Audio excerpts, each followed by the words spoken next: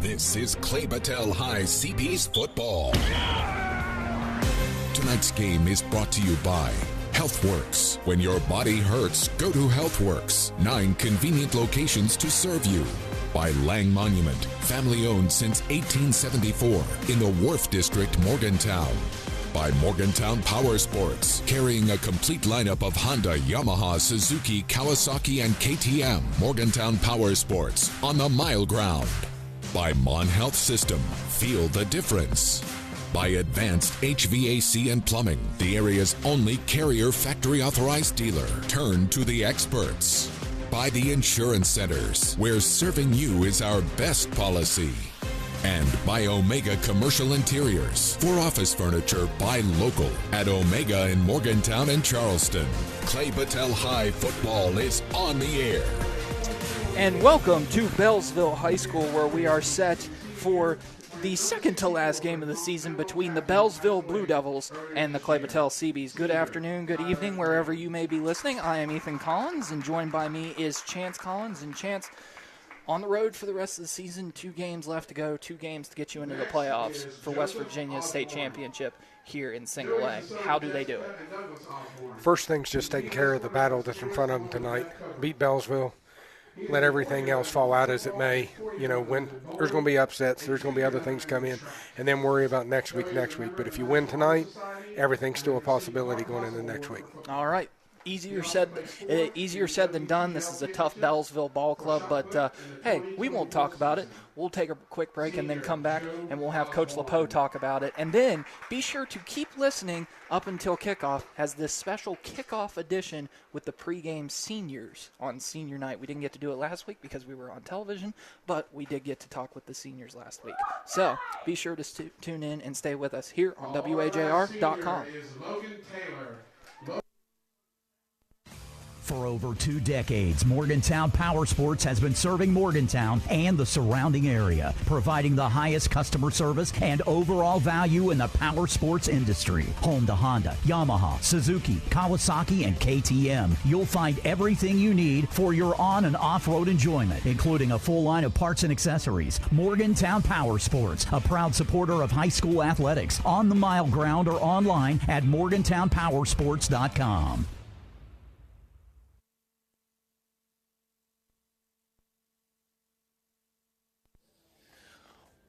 Welcome back to the pregame show here on WAJR.com. This coach's interview is sponsored by HealthWorks. When your body hurts, go to HealthWorks. 7 convenient locations to serve you. And I'm here with Coach LePeau. And Coach, first off, let's talk about the opponent, Beallsville, tonight. What are you seeing on them? What do you think they do well? They have a few really good football players. Watch number 7. They do a lot with him on offense. He plays a real good, tough defensive end. He takes no plays off, gives great effort. 21's a big kid. They have a real big lineman, 52? He plays center on offense, and they'll try to run behind him, and then they move him around some on defense. He's going to move some people. He's a big boy.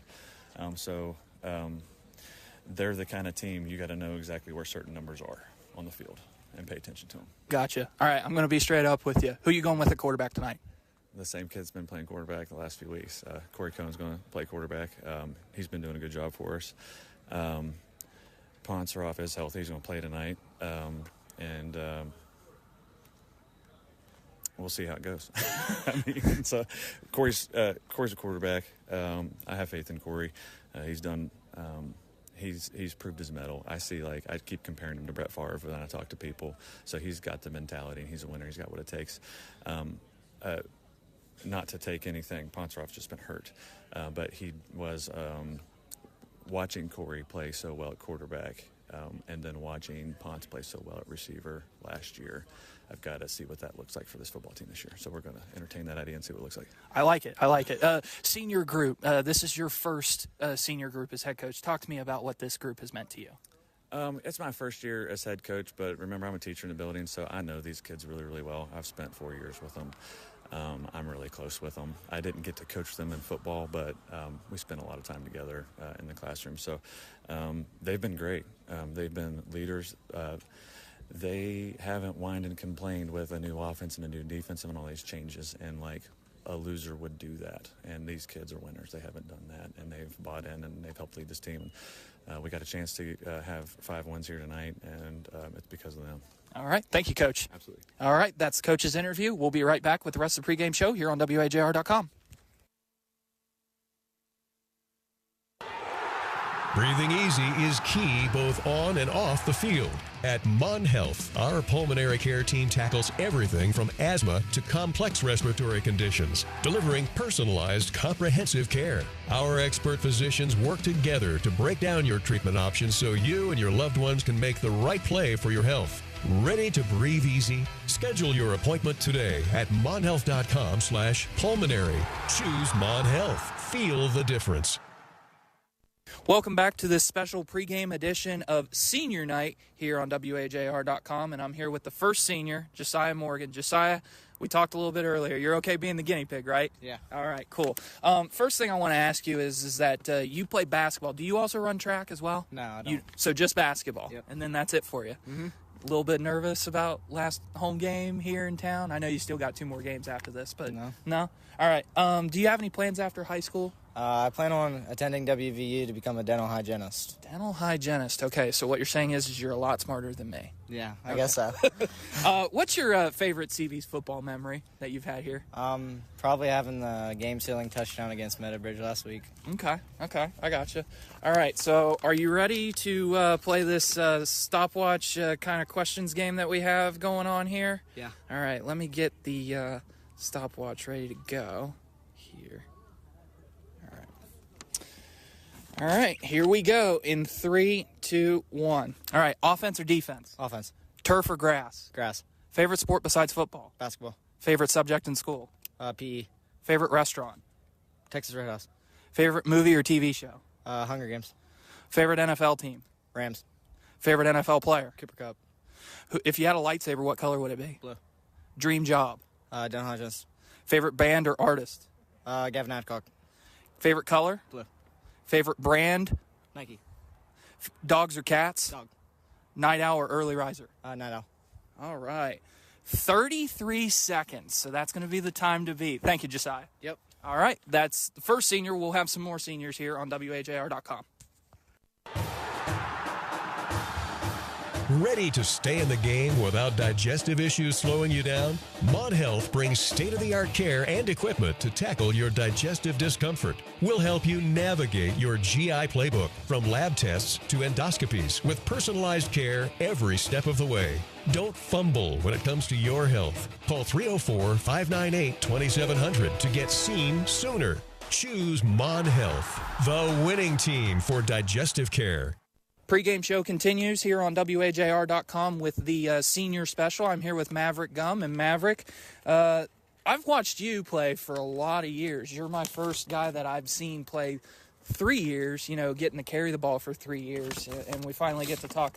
First off, do you play any other sports besides football? I used to play track, but not anymore. Not anymore? Do you have any plans after high school? Do you plan on going to college or going straight into the workforce? I'm going straight into the workforce to be in the welding, probably the pipe fitters. Okay, I gotcha. And your favorite CB's football memory? Probably going to playoffs back-to-back. Playoffs back-to-back? I like that answer.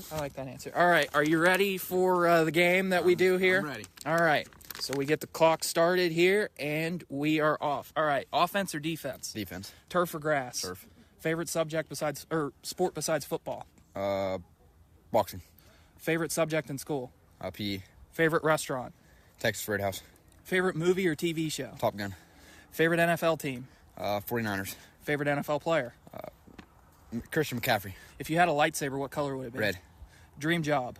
Dream job, welding. Favorite band or artist? Ozzy Osbourne. Favorite color? Gray. Favorite brand? Under Armour. Dogs or cats? Dogs.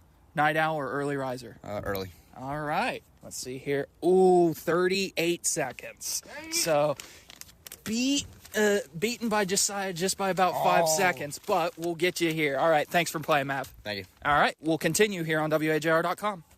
Welcome back to the pregame show here on WAJR.com, and I'm here with Carson Moore. And Carson, first off, I just want to ask you a few questions about your time here. And do you play any other sports besides football? Baseball. You play baseball. What position do you play? Right field. Right field. Gotcha. Do you have any plans after high school? like to go into operators union to run equipment. Okay, I gotcha. And what's your favorite CB's football memory? Don't worry, this doesn't count towards your time, by the way. Probably beating Meadow Bridge. Meadow Bridge? It's fresh in your mind kind of thing. All right. Are you ready to do these questions? 33 seconds is the time to beat. You think you can do it? I don't know, probably. All right. So we'll start the clock here. All right, here we go. In 3, 2, and in 1. All right, offense or defense? Defense.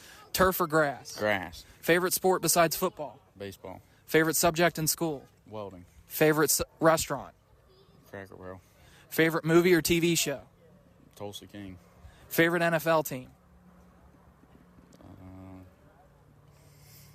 Ravens. Ravens. Favorite NFL player?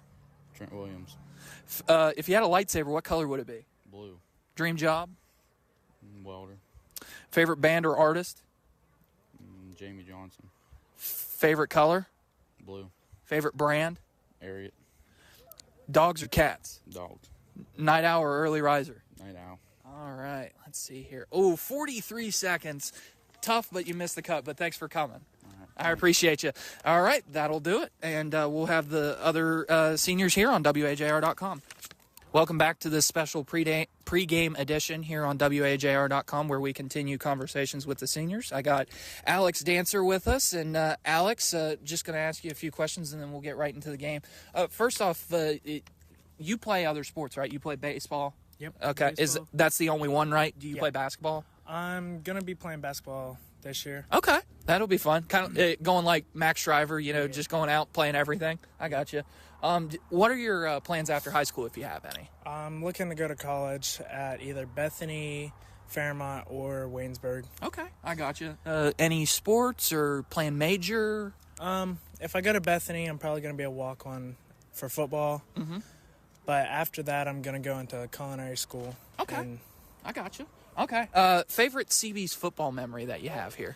My first 2 years I was here, we managed to go to the state playoffs. I got you. So I'm looking to do that my senior year to end with a good year. I got you. A lot of people have been saying that, making the playoffs 2 straight years. All right. So I got to get my timer ready. All right. So the time to beat is 40 seconds. Do you think you can answer these in 40 seconds? I think I can. All right. Here we go. Ready? In 3, 2, and in 1. Offense. Oh, hang on. All right. Offense or defense? Offense. Turf or grass? Turf. Favorite sport besides football? Baseball. Favorite subject in school? Math. Favorite restaurant? Olive Garden. Favorite movie or TV show? Outer Banks. Favorite NFL team? Steelers. Favorite NFL player? George Pickens. If you had a lightsaber, what color would it be? Blue. Dream job? Chef. Favorite band or artist? NLE. Favorite color? Blue. Favorite brand? Nike. Dogs or cats? Dogs. Night owl or early riser? Night owl. Oh, look at that. Look at that. 35 seconds in the top 2. Thank you, Alex. I appreciate it. All right, that's Alex Dancer. We'll have some more coming up on WAJR.com. Back with you here on the senior edition of Senior Day here on WAJR.com's pregame show. I'm here with Brody, Patrick, Willard, and should I just call you Brody or should I call you Patrick? Patrick. Patrick? Okay. Well, first off, thanks for coming on here. And, we wanted to do a little bit of get to know you for each of the seniors. So, first off, I just want to ask you, do you play any other sports besides football? No, I don't. No wrestling? Well, I guess you guys don't have wrestling here, do you? Okay. Do you have any plans after high school, college, or any? I attend another trade school. Another trade school? Yep. Okay. What special skill or what Probably going in the medical. Okay, I got you. All right, and what is your favorite CB's football memory? Going to state playoffs in 2021. 2021. Or 2022. I got you. All right, so are you ready to do the game that we have here? Yep. All right. So as of right now, you have to have it in under 40 seconds to make it to the championship. Right. Do you think you can do that? Yep. All right, here we go. In 3, 2, 1. Offense or defense? Defense. Turf or grass? Turf. Favorite sport besides football? Basketball. Favorite subject in school? Zoology. Favorite restaurant? Chick-fil-A. Favorite movie or TV show? Outer Banks. Favorite NFL team? Chiefs. Favorite NFL player? Patrick Mahomes. If you had a lightsaber, what color would it be? Blue. Dream job?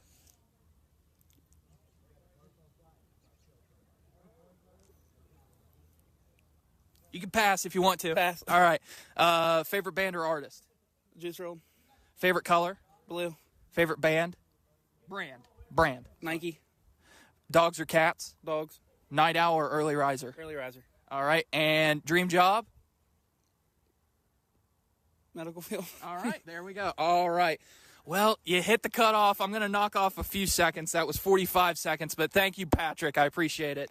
All right. That is Brody Patrick Willard. We'll have more seniors here on WAJR.com. Welcome back to the special pregame edition of WAJR.com Senior Night here. Cameron Lloyd. I'm going to start changing your nickname. I'm going to call you Juice. All right? Juice, because you're always over there on the sidelines. You're jumping up and down. You're amping up your teammates. You bring the juice. You know, Neil, if you ever listen to Neil Brown's press conferences every week, he gives out a Juice Award, which is the guy who's standing there on the sidelines amped up, and that is always you. We need to start doing that for CB football. Yeah, I think we do. All right. First off, do you play any other sports? I do track. All right. Do you have any plans after high school? I do. I want to pursue professional acting. Okay. Acting. Yeah. Wow, I like that. Do you have a school in mind, or are you planning on just going straight out there? I'm hoping that I'm just going to go straight into it. Okay, I got you. Favorite CB's football memory? Honestly, anytime that I'm able to go on the sidelines and hype up my teammates. Yeah, I like that. All right, are you ready to go to this game? We talked about it before. 35 seconds. Do you think you can do it in that time? I hope so. All right, here we go. Are we ready? Let's do it. As an actor, you probably need to know how to do these rapid-fire questions. Yeah. All right, here we go. Ready, and... All right, offense or defense? Defense. Turf or grass? Turf. Favorite sport besides football? Baseball. Favorite subject in school? History. Favorite restaurant? Chili's. Favorite movie or TV show? Spider-Man Into the Spider-Verse. Favorite NFL team? Steelers. Favorite NFL player? TJ Watt. If you had a lightsaber, what color would it be? Blue. Dream job? Acting. Favorite band or artist? Post Malone or The Weeknd. Favorite color? Blue. Favorite brand? Nike. All right. Dogs or cats? Dogs. Night owl or early riser? Early riser. All right. 34 seconds. Let's go! Back in the top two. Yes, sir! Thank you, Cameron. Absolutely. All right. That was Cameron Lloyd. We'll be back with more seniors here on WAJR.com. For 150 years, Lang Monument has helped Morgantown area families honor their loved ones with beautiful monuments. I'm Rob Lang, and the dedication from my family that began in 1874 continues in 2024. From selection of granite, marble, or bronze to engraving and installation, a member of my family will be by your side for generations to come. Lang Monument, Don Knotts Boulevard, across from the Wharf District. See our selection online at langmonument.com. This is Clay-Battelle High CB's football on WAJR. Chance, we got so excited we had to cut the pregame activities a little bit short, but we're going to do the seniors. We've still got two more left, Landon Savage and Brian Vega left to go in that competition. We'll get to those at halftime, but we're about set and ready to go here at Beallsville, Ohio. Looks like Clay-Battelle will kick off here to start, I believe. It looks like it's going to be the other, Beallsville. I see the ref with the football next to Beallsville there. Yeah, it's Clay-Battelle's going to get the ball first to start this first half. Now, there were some good interviews there to Yeah. lead off the pregame with. And we'll tell you this, if Beallsville has nothing else, they got a pretty good-looking grass field for the drought weather we've had, and they have a great atmosphere here, Ethan. Not to mention the fact that it's late in the season, too, so you've got a really good-looking field here so far this season early. It's going to be an onside kick, and it's going to go out of bounds. Did not make the 10 yards to gain. It kind of dribbled like it was going to go to the 50 and then kind of squiggled out to the out-of-bounds line. So Clay-Battelle will take the ball. A little trickery to start the game out there from Beallsville, trying to catch us off guard with having two kickers running towards the ball. All right, so Clay-Battelle will get the ball to start. I'm seeing here, so it looks like are they going to start at midfield here, Chance? I want to hold myself because I think the rules might be different in Ohio. Are we going to have a re-kick is what I'm wondering. No, they're going to place the ball where it was actually where it went out of bounds, I believe. Okay, I see the chain crew moving now. That's what I was a little bit curious about. They were still standing still. And a 5 yards at the end of the spot. So you will get the ball in opponent territory to start this first half. You got 42-yard line right now for us. Ohio really punishes you for kicking the ball out of bounds. All right, Corey Cohen in a shotgun formation, set to take the first snap of the game. And we got a flag on the play. I think it's going to be a false start here by the Seabees. Got the coaches here behind us, Chance, so I'm going to be standing in like kind of a Coach Carroll formation here with my hands on my knees here, bent over so the coaches can see above me. All right, so the ball moves back now to about the 40 or the 47-yard line of Beallsville, and they will take over first down and 15. Break the huddle in a shotgun formation, running back on each side, Maverick to the right. Caleb Snodgrass wearing number 32 tonight, or 34. He's on the left. Deep ball, laying it out there. The intended receiver is Ponceroff and overthrows his receiver just a little bit. Chance, we talked about a little bit. His range is kind of that 30-yard range, and it appears to be very accurate. He took a deep ball, really laid it out there, 45-plus yards, and he still overthrows him. He overthrew him. He wasn't able to get the air under that one, but that was one of the better balls I've seen him, even though it wasn't completed. Better deep balls I've seen Cohen throw this year. All right, second down and 15 here. Same formation with two receivers to the right, one to the left. They hand it off to Snodgrass. Snodgrass bounces off a couple tacklers and gets back to the original line of scrimmage and a little bit more. He gets a gain of about 6, and it'll bring up third down and 9 here for Clay-Battelle on their first possession. It was a nice little pickup there by Snodgrass. So it'll be third down and 9 here. Chance, do you think this is 4-down territory? Maybe try to run it? Oh, I do believe it's 4-down territory. You're on the other side of the 50 right now. It'd be nice to pick something up, make it a little bit more manageable here. They motion Landon Savage, and he gets it on the jet sweep. He bounces to the outside, across the 40, over to the 35, and he's out of bounds. Just short of the line to gain. The line to gain is the 32-yard line of Clay-Battelle, and that's going to bring up a 4th down and 2 sit. Actually, they're going to mark it at the 34-yard line, so it'll bring up a 4th down and 2 for the Clay-Battelle Seabees. And Chance, looks like they're going for it. You got the first completion of the night there by Cohen. Just a little flip to Savage as he comes by. All right, shotgun formation, running back on each side. They do a hard count. Beallsville's not buying it. They actually get a false start here. Clay-Battelle jumps. So that'll back it up 5 yards from 4th down and 2 to 4th down and 7. Maybe see a little bit of nerves out of the Seabees here early, getting a couple, motion penalties. Legal formation, I think, they're early, giving them their second penalty of the night.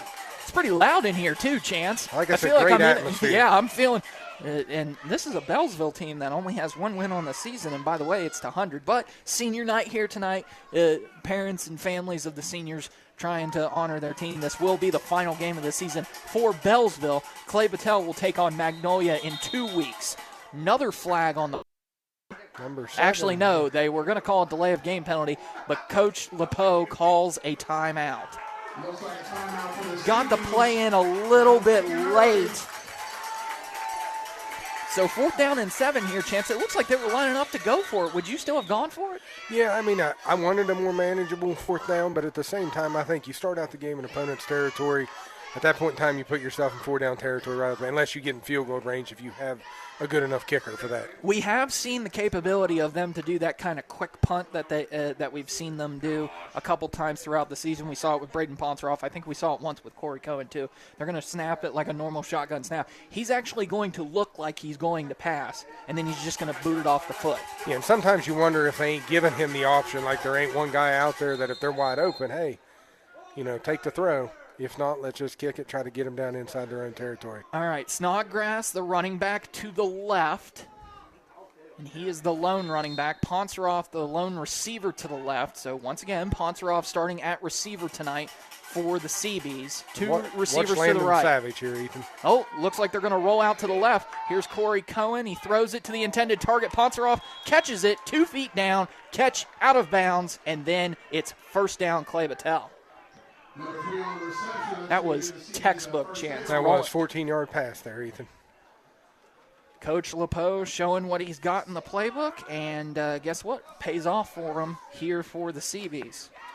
This is the first time I've really felt like a coach because I've got my playbook folded in two sort of ways, and then I'm bending over here looking down like I'm getting ready. Coaches have stepped outside. Yeah, they have stepped outside. All right, shotgun formation here, running back to the left. They hand it off to Snodgrass. Snodgrass goes to the right, gets over down to the 25, and that's where he will be stopped. But a solid gain of 5 on the play. Actually, it's down to about the 20-yard line. Give him about 6 on that one. Mm-hmm. It's a nice start to the game by Snodgrass there. 2 6-yard runs to You start like to it see out. him getting rewarded. He just got absolutely clobbered all week last week against Cameron, and it's good to see him getting those carries, being able to bounce back. They call him the bounce back.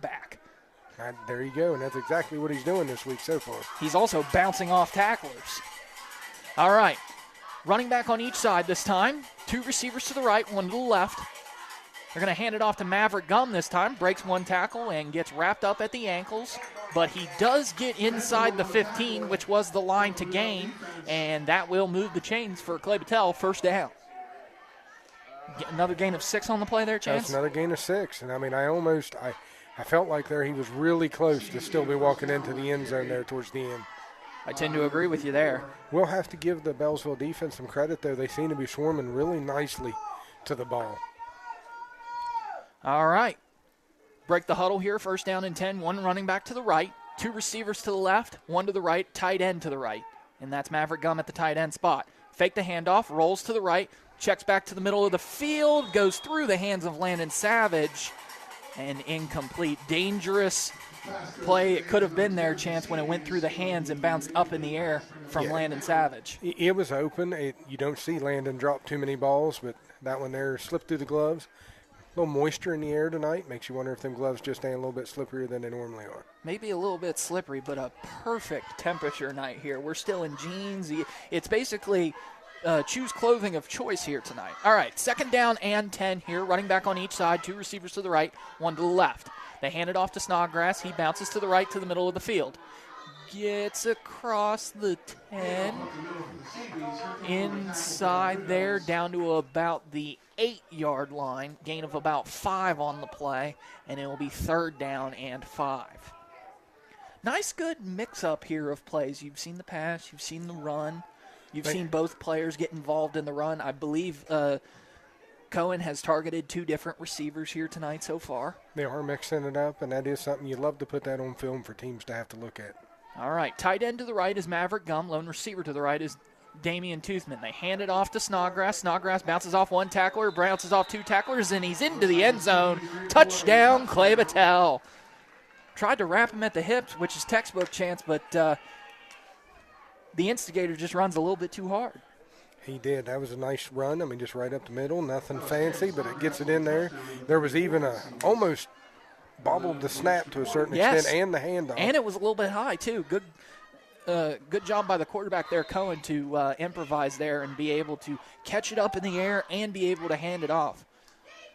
They had some troubles with the snap last week of Corey Cohen trying to get it, and Brian Vega, the senior, ends up kicking it in and through. Chance, I had a chance to talk with Brian Vega. He actually kicked over on the opposite side to start. He said, look for me to go to a little bit to the left here as opposed to the right. Grass is a little bit patchy there in the middle, but the grass to the left, very good. Very good. And we got to give a whole lot of credit here to the field conditions so far tonight. For late October, I know the weather's been good, but Chance, this is an awesome natural grass field we got here. It is. I mean, there's, like you said, a couple patches here and there that you can just tell the play in that area has been heavy. But for the drought we had leading up, I know we've had some rain lately. This field looks nice. All right. Kickoff, forgot to mention the sponsor, Morgantown Printing and Binding. From your printing and binding and mailing to promotional items, custom signs and wraps, MPB is your trusted printing company. Chance, great first drive there by the Seabees. Took a little bit to get going, but the Seabees still strike first in this game on the first possession. Yeah, I'd seen something I noticed.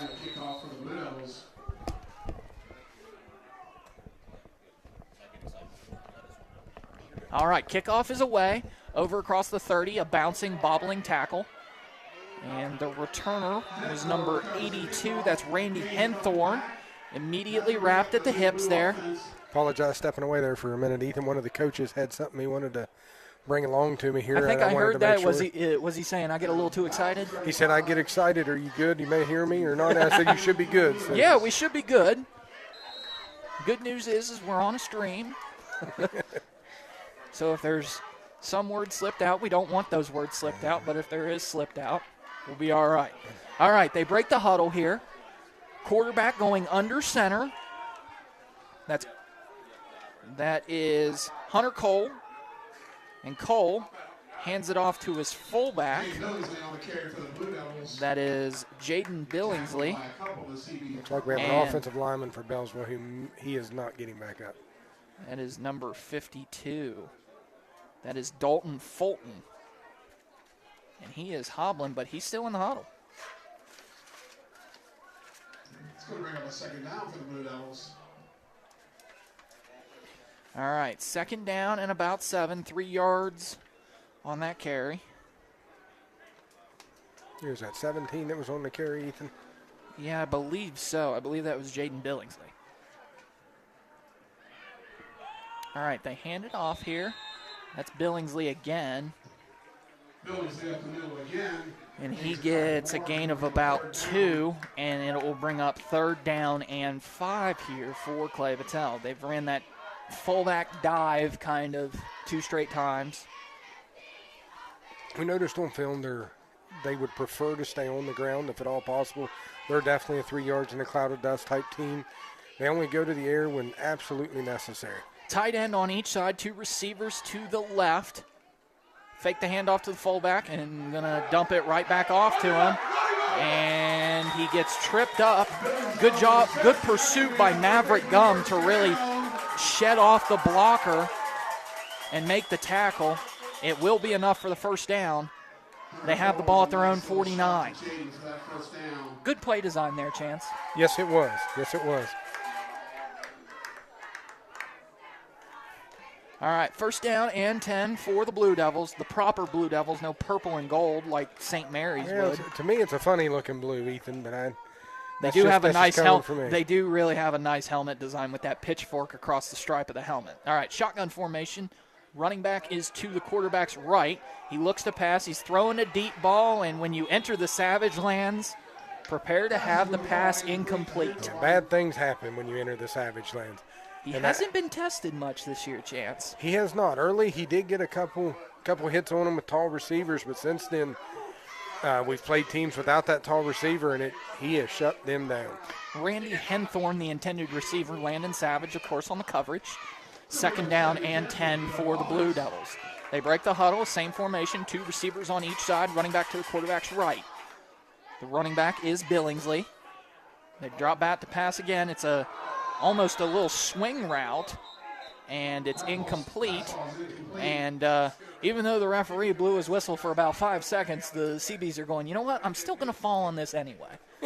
But good hustle by Josh Wilson.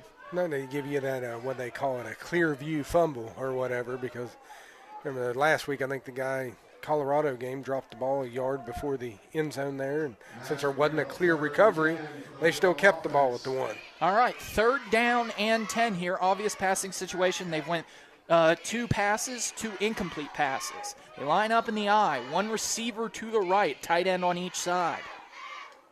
Under center, fake the toss, and going to be a little reverse play. And is number 22 on the carry. That is Chase Gazer.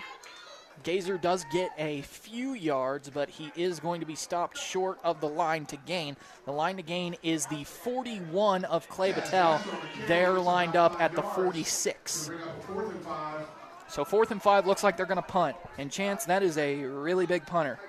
Jamison Babel. And he was looking good in practice. Yes, he was. You can hear the ball come off his foot. Damian Toothman is the one back deep to receive for the CBs. And they call a false start, even though there was a clear jump by the offensive side. They let the ball go. Damian Toothman having good instincts and able to let the ball go down at the 22-yard line. So Clay-Battelle will have to go 78 yards to the end zone. Ball is lined up on the left hash. Clay-Battelle working from our left to right. And they are in their navy blue helmets with the gray state outline and the CB's logo in the middle, white jerseys and navy pants. As we've talked about the uniforms for Beallsville, all royal blue look with that pitchfork stripe across the helmet. Shotgun formation, Corey Cohen going to straight drop back pass here. He throws it across the middle. Intended receiver was Landon Savage. A little bit high, but goes through his hands, incomplete. That wide open is that middle is wide open there, Chance. It is. Landon may want to think about changing his gloves like I think Caleb Hall did a couple weeks ago after things kind of It was a little bit high. He did have to jump for it, but it did hit him in the hands. It's just one of the things we're so used to seeing Landon catch everything thrown his way. It's shocking to see. 2nd down and 10 for the CBs. Running back on each side. Caleb Snodgrass to the left. Maverick Gum to the right. 2 receivers to the right, 1 to the left. They hand it off to Snodgrass. He's got a nice hole. He bounces across the sideline, gets pulled by the shoulder pad, and is brought down at the 34, and it will move the chains for a first down. Nice run there by Caleb Snodgrass. Yeah, he broke right up through that middle there, fought off a couple tackles. And there for a moment, I thought he was going to get in the open, but the defense just kept swarming there. Like I said, that's the thing I'm most impressed with right now with Beallsville is they seem to play well as a unit on defense, getting to the ball. All right, 1st down and 10 here at the 34-yard line for Clay-Battelle. They break the huddle, 2 receivers to the left, 1 to the right, running back on each side. Snodgrass is now to the right, Maverick Gum to the left. They hand it off to Gum. Gum gets wrapped up across the 35 down to about the 37. Maverick Gum's a little bit bigger, so when he falls forward, it's about a gain. It doesn't matter if he's wrapped up at the line of scrimmage, Chance. It's a gain of 2 yards if he falls forward. That is correct there. And it's funny you bring that up because as I was doing my stats, I put 3-yard gain, then I look up, I look over at the lines. It's actually a 4-yard gain. It's a 4-yard gain because he fell forward like that. All right.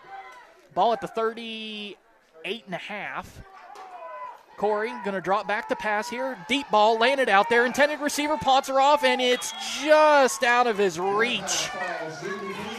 Nice pass there by the CB's Corey Cohen. I think Ponceroff just gets up a little bit gimpy there.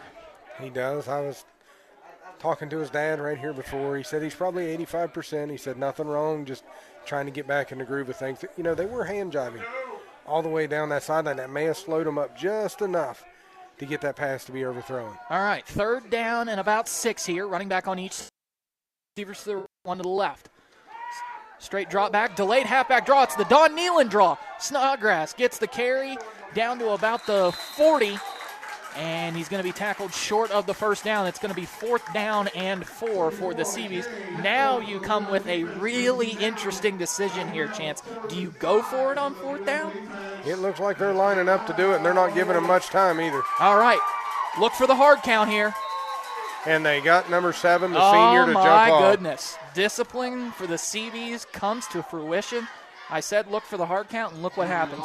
You get an offsides, and that's going to be an automatic first down here, Chance. They probably would have just set up to do that little quick punt if they hadn't gotten them to jump off sides. And I will give you this. Corey Cohen evidently has a wonderful, how do I want to say it, verbiage or whatever when he said cadence is what I'm saying. Yes. That's about the 6th false or offsides we've got on people. All right, 2 receivers to the right. They hand it off to Snodgrass, who was the running back on the left. He gets across midfield down to about the 49 of Beallsville. That will be a gain of 6 on the play, and it will bring up 2nd down and 4. Whole playbook's open now, Chance. If you are the CBs, you could run, pass, play action. I see a play action here, and they've been trying to find Ponce deep, and I got a feeling you may see a post pattern deep down through here, get him a little bit more in the middle of the field where he can do one of his jump balls that we got so used to seeing last year. But it will be interesting to see. Josiah Morgan. Quiet. Yeah, Josiah Morgan is one of the receivers to the left. Landon Savage lined up in the slot. Ponceroff, the lone receiver, to the right. They fake the jet sweep, and it's going to be an inside zone here to Snodgrass, but it's a good tackle there by Randy Henthorn. That is the first loss of the day for the Seabees, and it will bring up 3rd down and 5 at midfield. You got to give credit to the defense sometimes, and that there was just a good open field tackle. Good read there by Henthorn. He just read that kind of jet sweep play. Because if he hadn't made that tackle, you're at least looking at a 1st down on that run. He was the lone man staring between him and at least a 10-yard gain. All right, 3rd down and 5 here. 2 receivers to the left, 1 to the right. Tight end Maverick Gum to the right. We're going to fake the handoff here. Corey throws it, and he's got Braden Ponceroff for a 1st down. Catch is made at about the 35-yard line. Welcome. Oh, sorry. Yeah, that was Braden Ponceroff. His first catch back at wide receiver. Second catch. Oh, second catch? Receiver. Yep, he had a 14-yard earlier, bringing him up to 29 total yards on 2 receptions right now. Welcome back to the wide receiver position, Braden Ponceroff. But it was nice to see Corey there make a little bit of time so he could get that ball off because there was some pressure on him. It was also good blocking there by Caleb Snodgrass. Blitz was coming, and he really fought off a blitz to give Corey Cohen some extra time. They line up in the eye this time. Snodgrass bounces to about the 34. Actually, they're going to mark him down at the 35, a gain of 1 on the play. 2nd down and 9. Still have not seen Caleb Hall come into the game yet. He is dressed. He is on the sideline. So we'll see. There's a lot of guys where you just sit there and you say, take care of business, try to keep everybody healthy. It is, and we know that Caleb was injured, so not bringing him in right off the bat, maybe just LePeau trying to make sure that use the players that have been here. And as you mentioned, Snodgrass got hammered by Cameron last week. Savage gets the ball on a jet sweep. He cuts to the outside, to the left. He's got some space. He's going to be very close to that line to gain. We'll see where they mark it. It's going to depend on the spot. They are they're waving him. They're waving it down. Ball is being placed at about the 25-yard line, just shy of it, and the line to gain was the 24. So it'll be 1st down and 10 for the Seabees. I know it's at the 25 chance, but here comes these all-important red zone possessions that we talked about early in the year. A lot of red zone possessions not capitalized for the Seabees. Gotten a lot better at that as the year has gone on. Agree with that. All right. 2 receivers to the left, 1 to the right. Ponceroff, the lone receiver, to the right. Tight end is to the right. They fake the handoff, rolling to the right. Corey Cohen looking for a guy. He dumps it off to Savage. There's the nice catch by Savage, and he gets pushed out of bounds at about the 20. I'll tell you what, Corey Cohen is just really doing a good job of looking at all of his reads. You notice that I've seen about 3 times now he has not thrown it to his first read, and that is going to be the end of the first quarter. I was going to say, I do believe option A was Ponceroff deep in the end zone. Seen him rubbing the gloves as he come out of the huddle. He looked hyped for it, ran the post pattern I expected him to run. Their defense played towards it. Landon Savage is underneath. You hit the receiver that's open. Next thing you know, you're looking at a much more manageable 2nd down at like 2nd and 3. So what you're saying is that if Brayton puts a little spit on those gloves to make it stick a little bit, alert the safety is what you're telling me. He was coming out. They seen him rubbing them gloves. He's excited to be back. I seen him before the game. He's definitely excited to be out on that football field. All right. That is the end of the first quarter. Clay-Battelle 7, Beallsville Blue Devils nothing. But Clay-Battelle is driving. They have the ball in the red zone, placed at the 20-yard line on the right hash. We'll keep it here as we go to the second quarter. And now Clay-Battelle will move from our right to left. Much better view for Chance this time. Unless you want to switch. No, I'm good. Check out that Blue Devil mascot too, Chance. I seen that earlier that they had a mascot, and I was happy. I see some of the kids dressed up in Halloween costumes here. Like I said, for having the season that Beallsville is having, to see the fans come out and support this senior class on their last game. 100%. It is really nice to see. All right. So ball is on the right hash, 2nd down and about 4 here for the CBs in the red zone. Tight end to the right, running back to the right, and the lone receiver to the right. They motion Landon Savage from left to right. They fake the jet sweep, hand it off to Snodgrass. Snodgrass just tripped up by the shoestring tackle by Henthorn. I'm telling you what, Chance, if he hadn't gotten that, I think he was still running, and he was going for 6. He is so close to breaking one of those. That'll bring up a 3rd and 1, I do believe. I have never seen them move the sticks in between plays, but I just watched them take the sticks and back them up there. 3rd down and inches here. I think the whole playbook is open here. You maybe take a shot towards the end zone. Running back on each side. They hand it off to Snodgrass. Snodgrass going to get the first down and a little bit more. He goes down to the 10, and that will be a CB's first down. And that'll put Snodgrass over the almost half to 100 yards. He'll be up to 54 right now as we move into the second quarter here early. Chance, we bought some Crunch Bars before the game, and I was told by the former principal he already brought us Crunch Bars. Well, guess what we get to eat on the way home? Crunch Bars.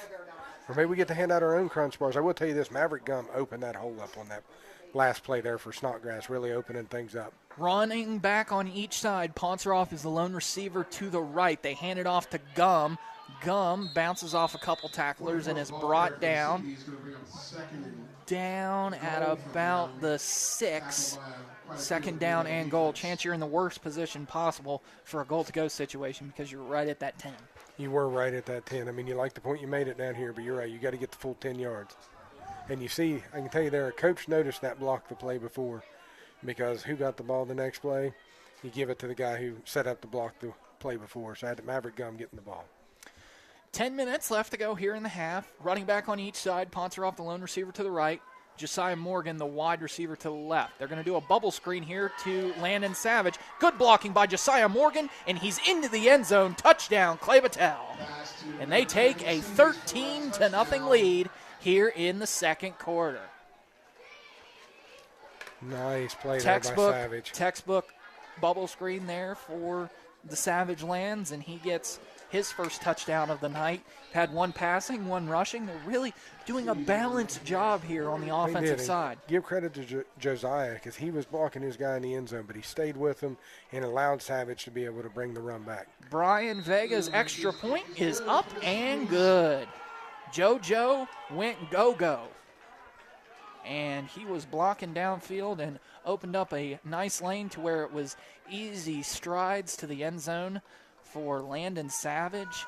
And Clay-Battelle takes a 14-0 lead over the Beallsville Blue Devils with 10 minutes left to go in this half. Chance, it's just the start you wanted, right? It is. I mean, they've come out. They have been methodical on offense. They've taken it down. They had, I think, one first down given up to Beallsville. Then they settled into their defense, got a punt from them. And, you know, the Beallsville seniors, they want to bounce back here, get some points on the board. It'll be interesting to see how they come out here on their offensive side. The colors are royal blue, but I hear Fade to Black by the Rolling Stones playing in the background. Well, yes, we got some Painted Black. This was Tour of Duty's opening song, and it has been stuck in my mind ever since because I never missed a Thursday night of watching Tour of Duty at home. I can tell you that. I know. Before my time, Chance, I don't even know what that means. I've got 20 years on you, but...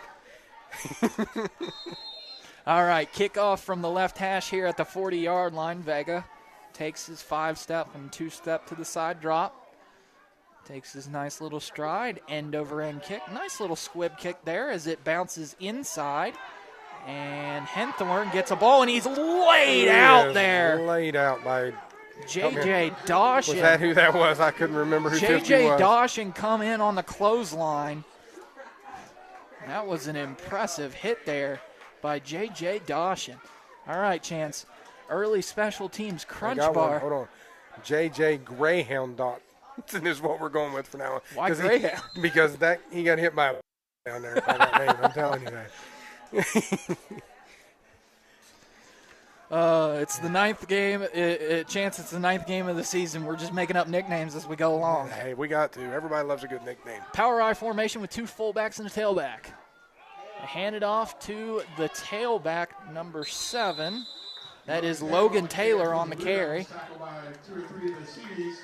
host of CB swarming. Chance, we talked last week about Cameron and how they gang tackled. They swarmed to the ball. We saw that there with the CBs. It was a team effort there stopping that player. It does end up a gain of 4, but nice defense there by the CBs. Yeah, Taylor got a good shot on Maverick earlier in the game on a block, and I think Maverick got a little bit of payback there when he got held up.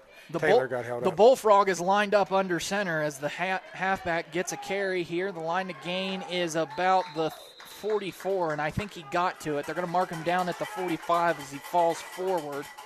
I believe that was number 22, Chase Gazer, on the first down carry for the Blue Devils.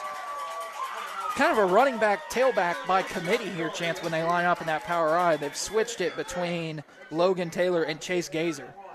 Taylor is now the tailback way back in the backfield with 2 fullbacks. No wide receivers. They hand it off to Taylor.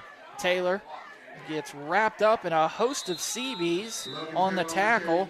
That was number 54, Cameron Mercer, on the original tackle. And then Carson Moore just comes flying in, and Maverick Gum says, "Ooh, tackling dummy? Don't mind if I do."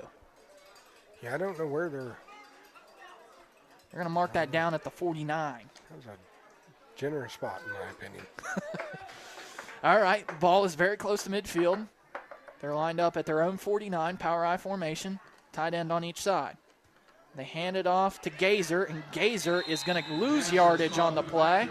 That was Cooper Statler on the initial tackle, and then Maverick Gum, once again, he loves those half stats. You also seen Gump there come in and make him change his direction. And when we say change direction, it's like trying to drive around a mountain, okay, because Gump got in there and changed that up completely. It's still very fun to see Cooper Statler and Zach Gump on the defensive tackle side, and then you got nice little TJ Barr, the Bullfrog, lined up under center. Yeah, slightly smaller in stature, we'll say. I formation, they toss it to the running back here.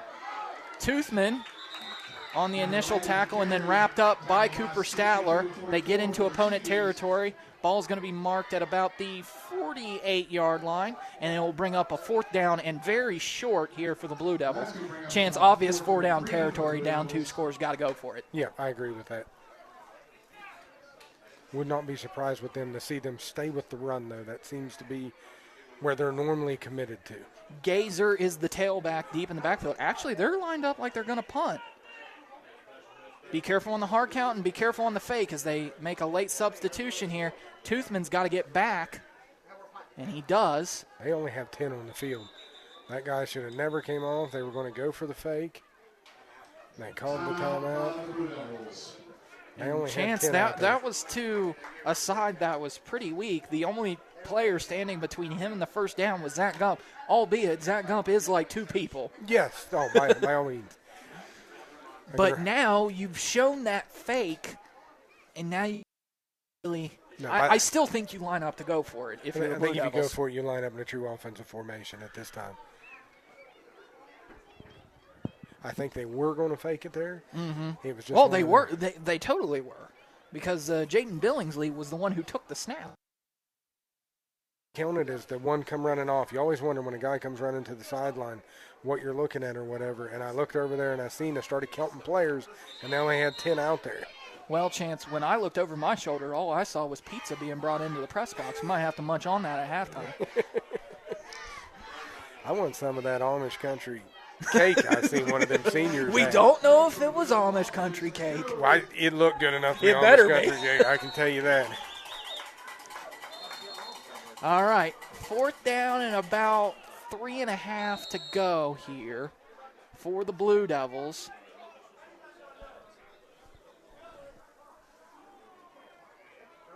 And they are going to line up in a true offensive formation here.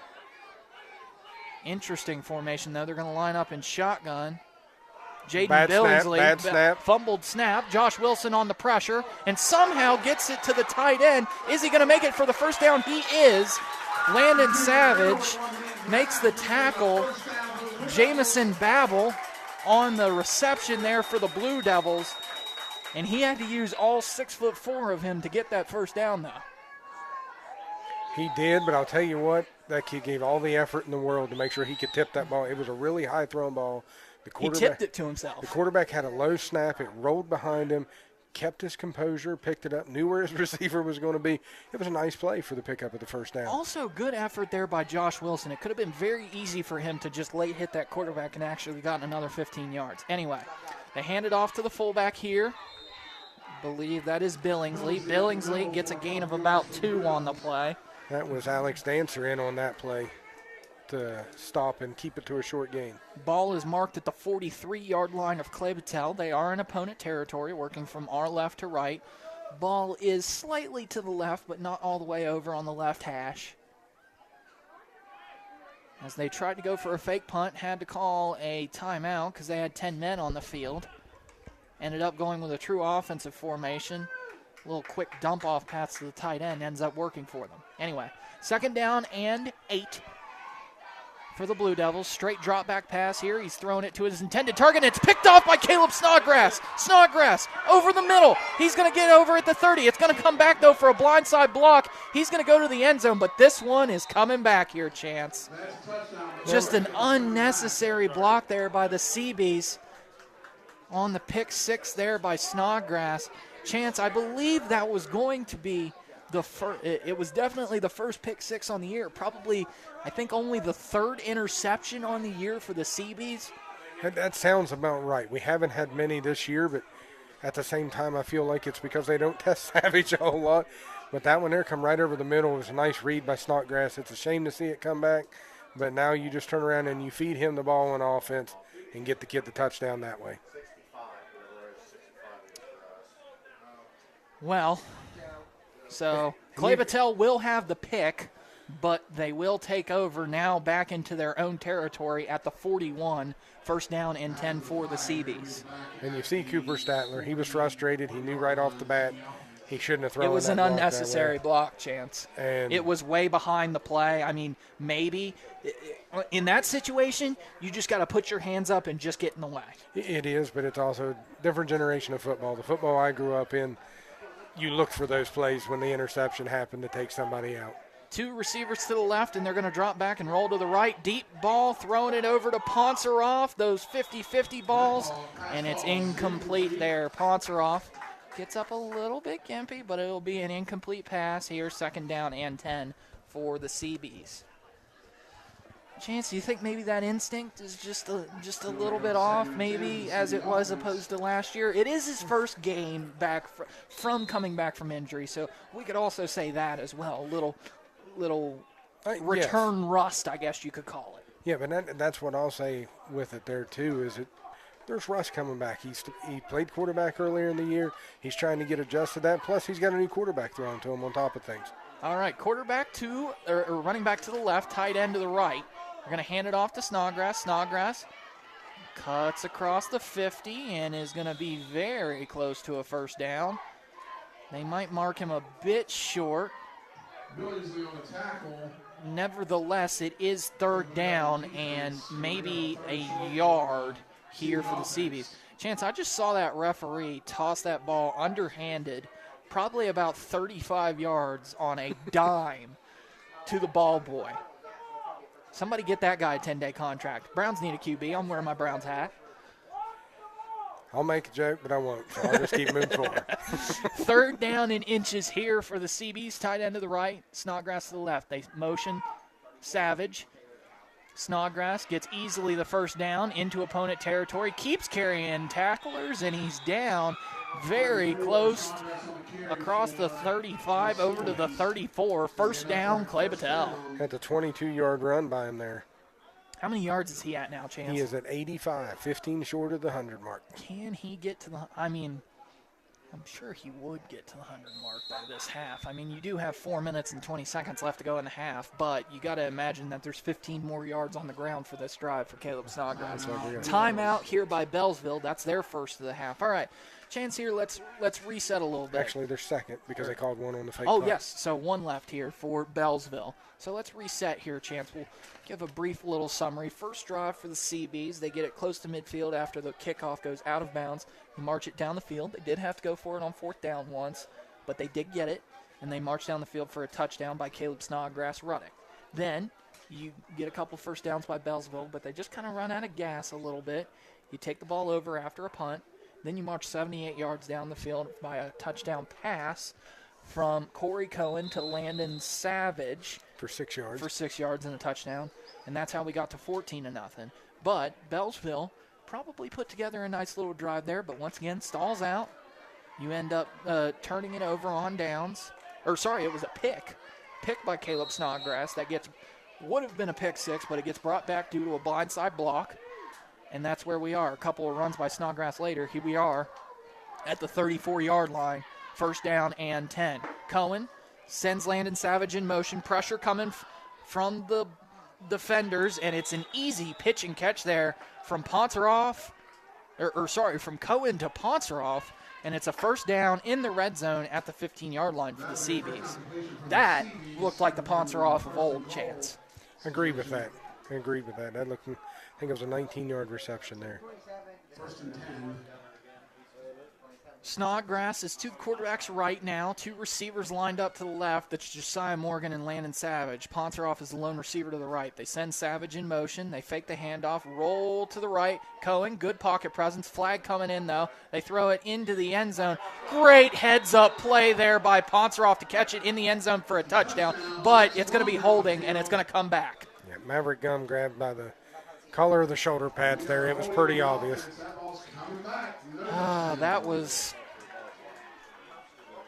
just a great heads-up play there by Ponceroff to catch that ball inbounds in the back of the end zone for a touchdown.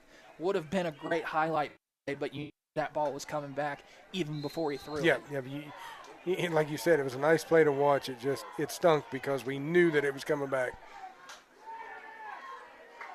All right, 3:35 left to go in the half here. First down and 20 for the Seabees.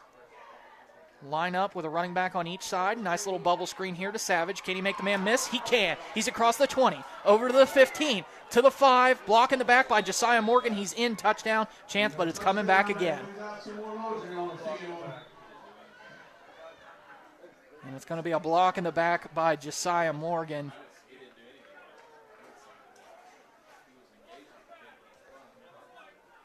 So that's going to be a block in the back, and chance we're going to have 2 consecutive touchdown plays be called back by penalties.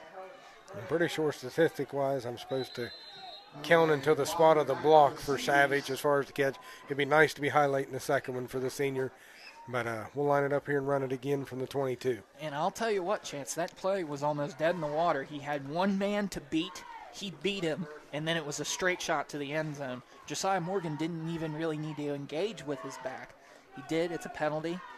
Ends up being still first down. All right, Clay-Battelle is going to take a timeout here. I actually agree with this here. You've had 2 consecutive the play clock was reading 0. Oh, really? I don't know if it wasn't reset, but LePeau was saying something to the ref over there as he was doing it. He wasn't very happy he had to call it. So first down and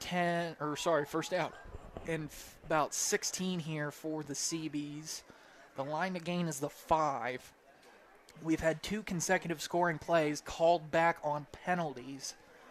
And Chance, it's just kind of an unnecessary play. I understand he said he's engaged with the blocker, but you can't let him go and then shove him in the back. No, I agree with that. It is what it is. I mean, you got to turn around here and make a play. We've had 3 good plays. We've had a pick six that should have been a pick six.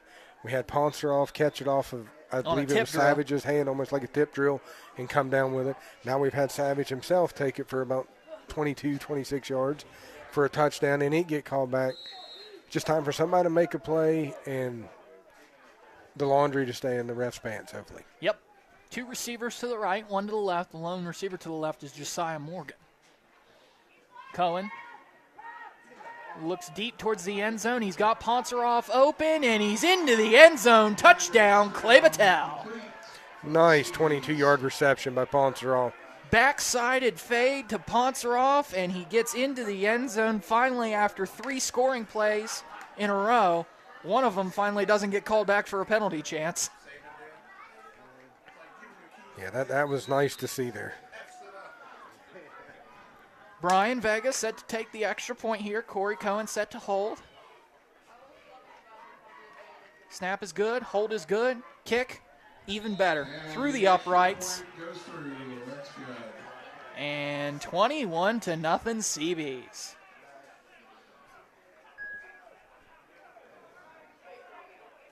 How about this? 2:45 left to go in the first half here, and the Seabees already have a 3-score lead.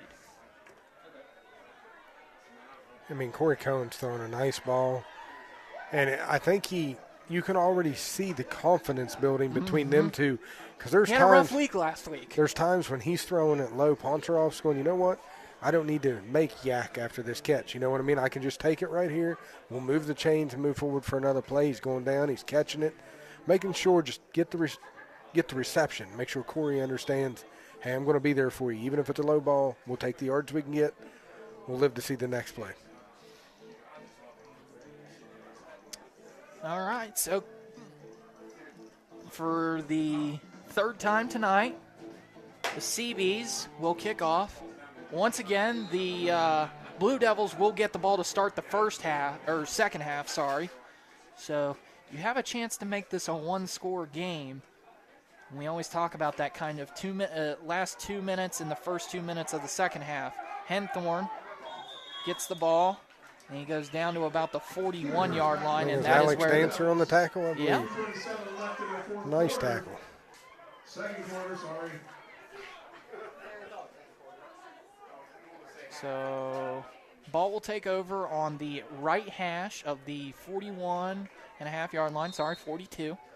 And that is where the Blue Devils will take over first down and 10. Once again, the final game of the season for Beallsville, Ohio. Clay-Battelle still has one game left, but not next week. It'll be the week after. Late bye week for the Seabees. They line up in a shotgun formation. Straight drop back pass. We're looking for the guy over in the fade, and he's wide open. Miscommunication there by the defense. Spins, and he's got space in the end zone, but Braden Ponserov makes a touchdown-saving tackle. That was Logan Taylor on the reception there. And 53 yards. Yeah. It was a big play by the Blue Devils, and like I say, just a miscommunication there on the defense. It was, and then, it's the type of thing as a coach you can't stand to see going into halftime at this point in time. So the defense needs to step up here. They got 5 yards to protect. Let's see if they're able to do that. If anything should have woke them up right there, it should have been that play. All right. 2 receivers on each side, a fullback in the backfield. They motion the slot receiver from the left to the right. They hand it off to the fullback. And Jaden breaks off a few tackles, and he's into the end zone. Touchdown, Blue Devils. Well, Chance, remember how I said you can put together a long drive like you could for the Blue Devils and then end up having 2 offensive possessions in a row? Well, Chance, the Seabees are going to get the ball back with 1:47 left to go before halftime. And there you go. And, our pass offense has showed things. It looks like Beallsville is going to go for 2 here. Yeah, they line up in a very interesting formation, though. They line up in the power eye. They're going to hand it off to the tailback, and he fumbles the ball on the exchange. He somehow breaks away from Whippy tacklers, and he just gets so close, but Cooper Statler is able to bring him down just shy of the end zone, and the 2-point conversion is no good. This might be a chance where the game could be decided. We talked about a game last year. Extra point attempts is what costed you the game at Tigers Valley. Don't want to let them back into this game here. Good way to start it, take away their 2-point attempts. Yep, you're right, because if they get that and they come down the next time and they get another 2, the touchdown puts them up. They have to get 2 in a row. Yep. And now if they get, once again, still need 2 in a row, that'd still give them a 1-point lead. It's still a good chance here for the Seabees to practice their 2-minute offense before halftime here, because if you go up 28-6, that puts it back to a 4-score game. It's not just a 3-score game. Yes. Or no, sorry, it is a 3-score game. If they got all 3 2-point conversions, that would be 24 points, which would be 30. So if they got every 2-point conversion from here on out, they would take the lead. All right. Return team out for the first time tonight for the Seabees. Back deep to receive is Tyson Price and Damian Toothman. line the ball up on the middle, place it on the tee. Just a line drive kick. It goes right to Landon Savage. Savage gets across the 40, flag on the play. He's into the open field. It goes to the 40. That was a cheap shot. Yes, it was. And there's no flag over there on that one. I'm still trying to figure out why on that one. There's the flag. There it is. Of course, that one's so late you could have retaliation by one of the Seabees. It will be interesting to see here. He was clearly out of bounds, though. That's an interesting flag there. We'll see if it goes against the Seabees or the Blue Devils. I think they're motioning over there that this is going to be unsportsmanlike conduct on the Seabees. And it ain't often you hear me say this, but sometimes you got to stand up for your teammates. And I don't know what was said or done, as long as it wasn't a cheap shot back. I can't argue if it was getting in his face, letting him know you ain't going to do that again. I will tell you this, there's a lot of Seabees over there right now in my mind, though, that zeroed in and put a target on number 7 to make sure they get a legal hit on him sooner or later. That is at least number 2, if not the 3rd cheap shot I've seen him take.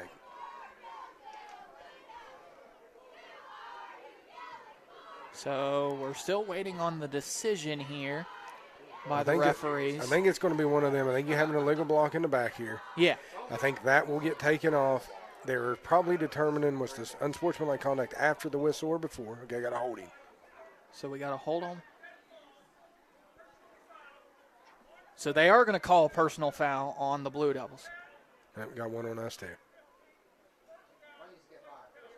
So it'll be a first down for Clay-Battelle. So it'll be 10 and then 15.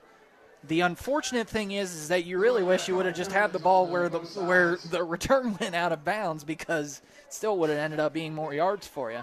Anyways, the ball is placed at the 46 of Clay-Battelle, their own 46-yard line. Ball is placed on the right hash. You got 1:36 on the clock, one timeout. Josiah Morgan has been quiet. Do not be surprised to see a deep ball here. Let him use that speed he's got. They motion Landon Savage from left to right. They fake the handoff. Cohen drops back to pass, throws a deep ball over the middle, and it's picked off. And number 7, Logan Taylor, ends up getting an interception.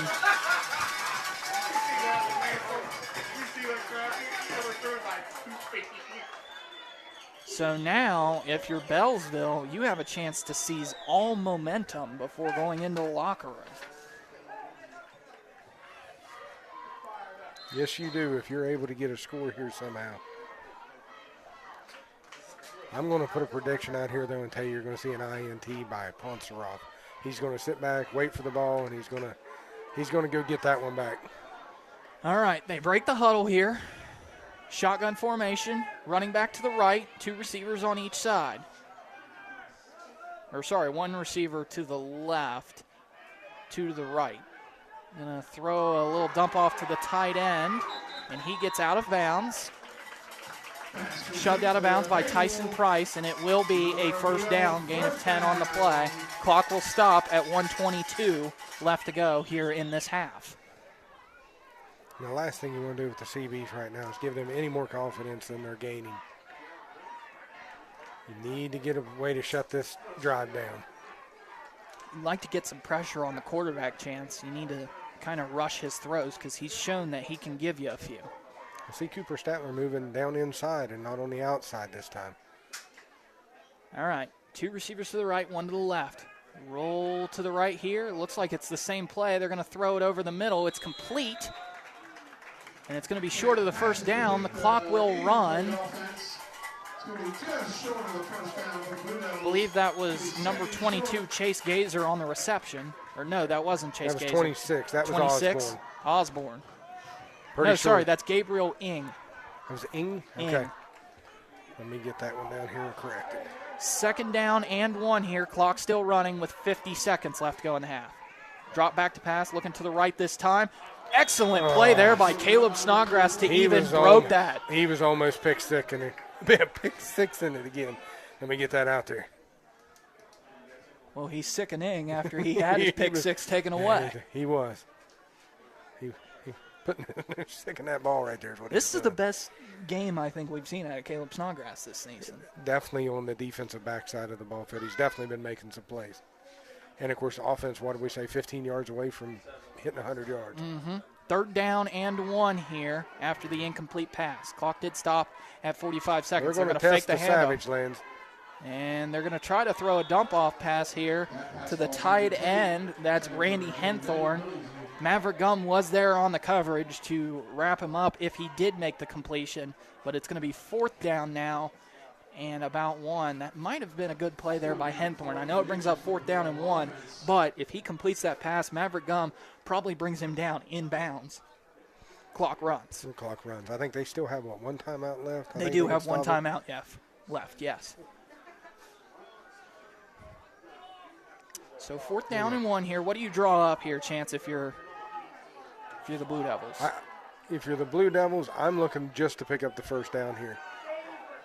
Well, that's obvious. It's 4th down. I mean, but you're probably just running the ball, which they looks like they do. That is going to be up to the spot there. Yeah, they're going to mark him over immediately. Forward. Okay. Let's see where they run when they start running the clock. The chains have got to reset, and now the clock runs. Down to 30 seconds left. Now a timeout. Final timeout by the Blue Devils this half. All right, Chance. To me, defensively, I think this just comes down to your front 4 have to put pressure on the quarterback.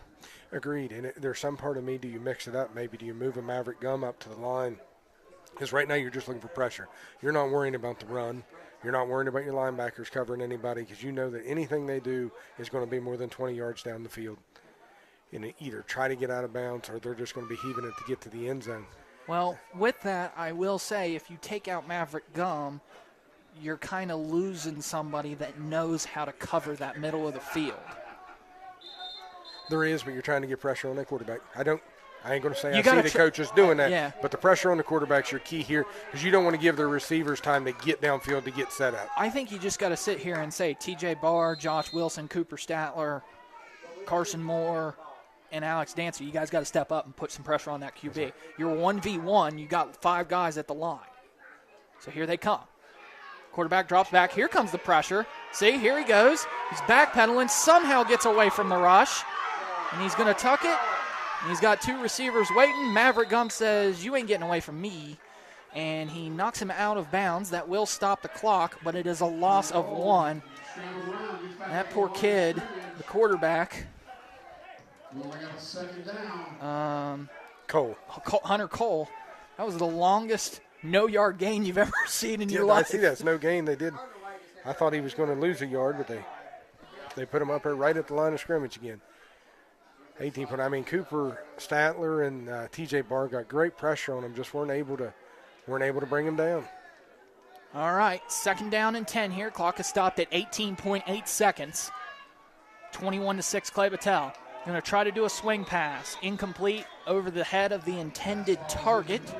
That was Billingsley, and it'll bring up 3rd down and 10. One of the linemen is a little bit slow to get up.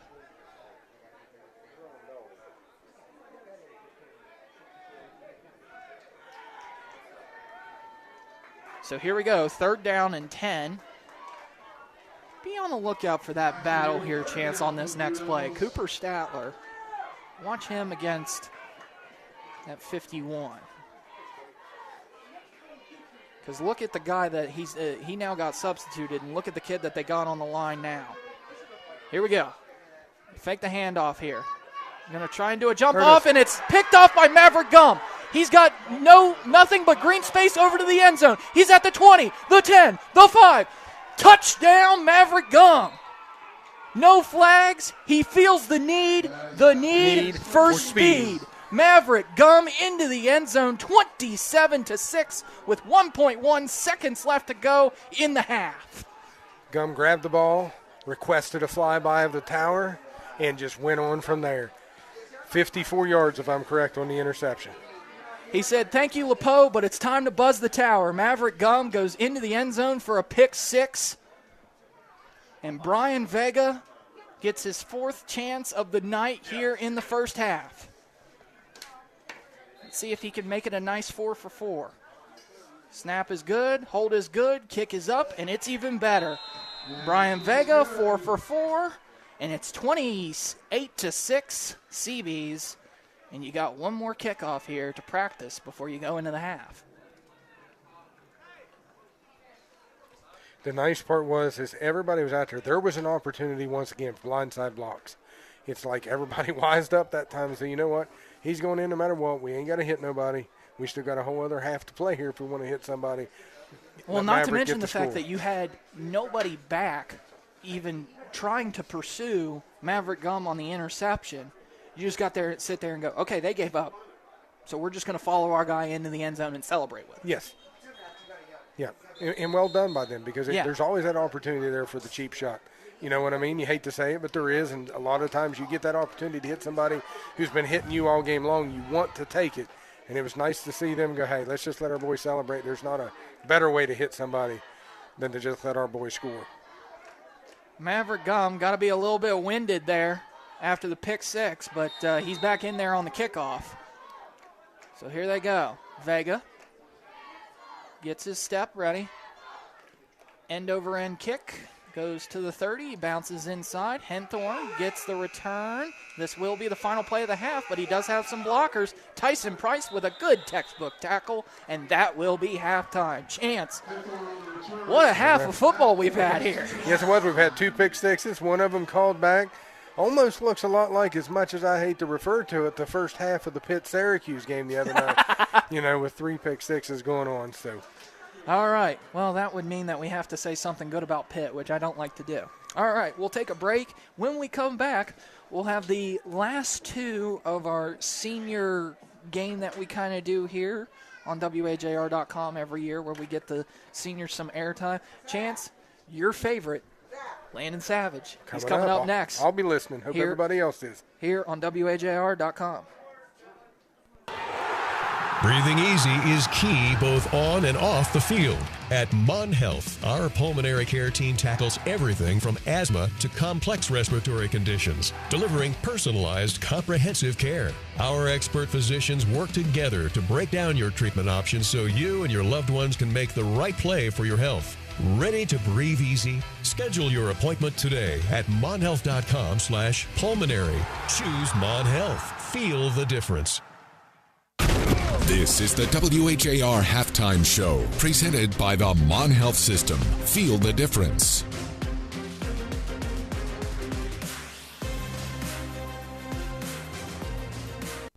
Welcome back to this pregame edition of Senior Night here on WAJR.com. I'm here with Landon Savage Lands. I hope you've enjoyed us calling you that over the past couple years. Believe it or not, it was Chance that came up with the nickname. How have you enjoyed having that? Oh, I love that. Yeah. Enter the Savage Lands at your own risk. I'm going to get T-shirts made up, NIL money, whatever. That would be nice. Yeah. All right. First off, do you play any other sports? You run track, right? Yeah, I run track. Okay. What event do you do? 100, 200, and relays. So you're a sprinter with Zach pretty much. Yes. Okay, yes. I gotcha. Do you have any plans after high school or college or anything like that? I would like to go to college, and I would like to pursue nursing. Nursing? Okay, I gotcha. And your favorite CB's football memory? I would say, this is going to shock a lot of people, but the Madonna game. The Madonna game? Yeah, we lost it, but I just seen how everyone played together, and it was just so fun to play in. I gotcha. That's interesting. Yeah, it's certainly an interesting answer. All right, so we've got 34 seconds as the time to beat to get into the top 2. Do you think you can answer all these questions under that? I'll try. All right, here we go. 3, 2, and in 1. All right, offense or defense? Offense. Turf or grass? Turf. Favorite sport besides football? Track. Favorite subject in school? Science. Favorite restaurant? Texas Roadhouse. Favorite movie or TV show? Impractical Jokers. Favorite NFL team? Chiefs. Favorite NFL player? Tyreek Hill. If you had a lightsaber, what color would it be? Red. Dream job? Nurse. Favorite band or artist? NLE Choppa. Favorite color? Blue. Favorite brand? Nike. Dogs or cats? Dogs. Night owl or early riser? Night owl.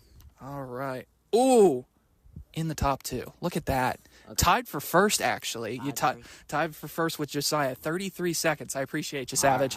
All right. That was Landon Savage. We'll come back with a couple more here on WAJR.com.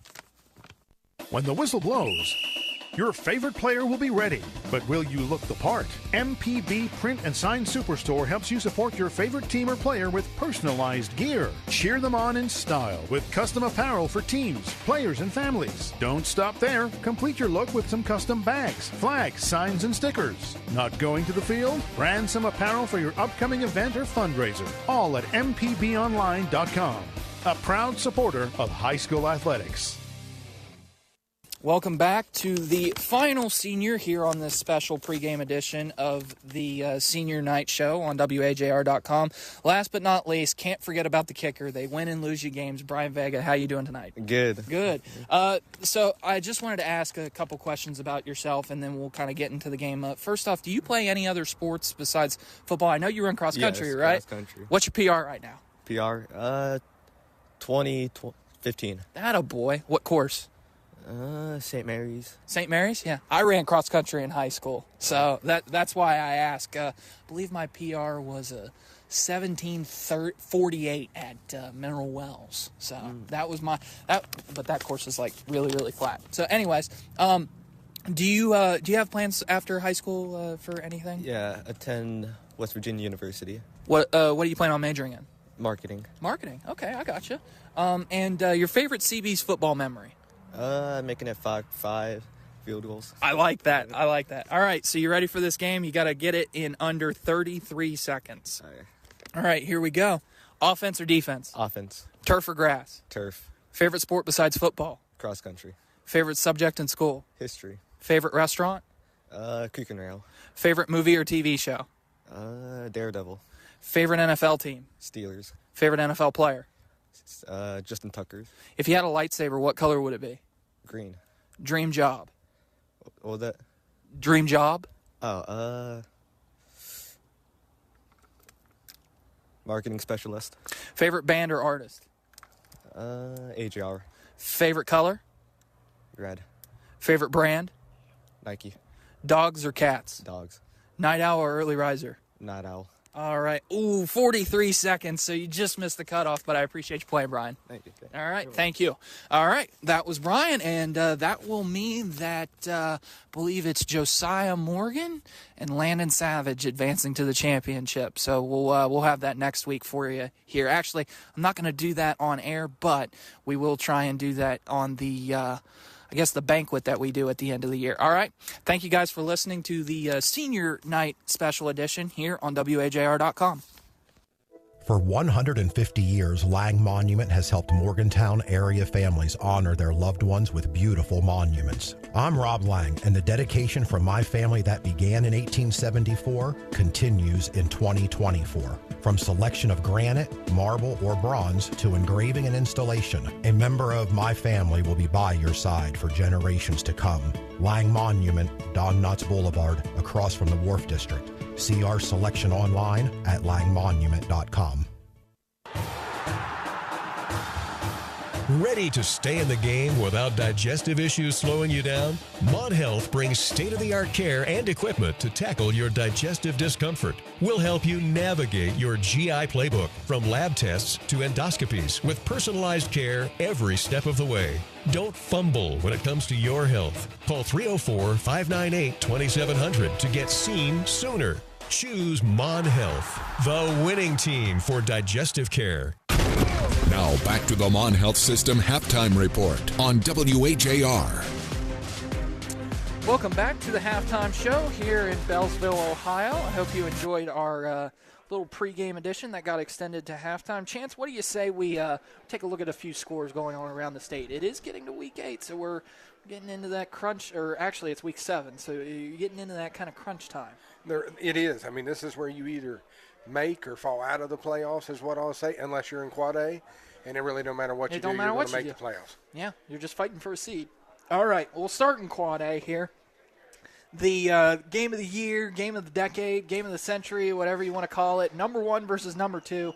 Spring Mills trailing to Martinsburg 7-6 at halftime.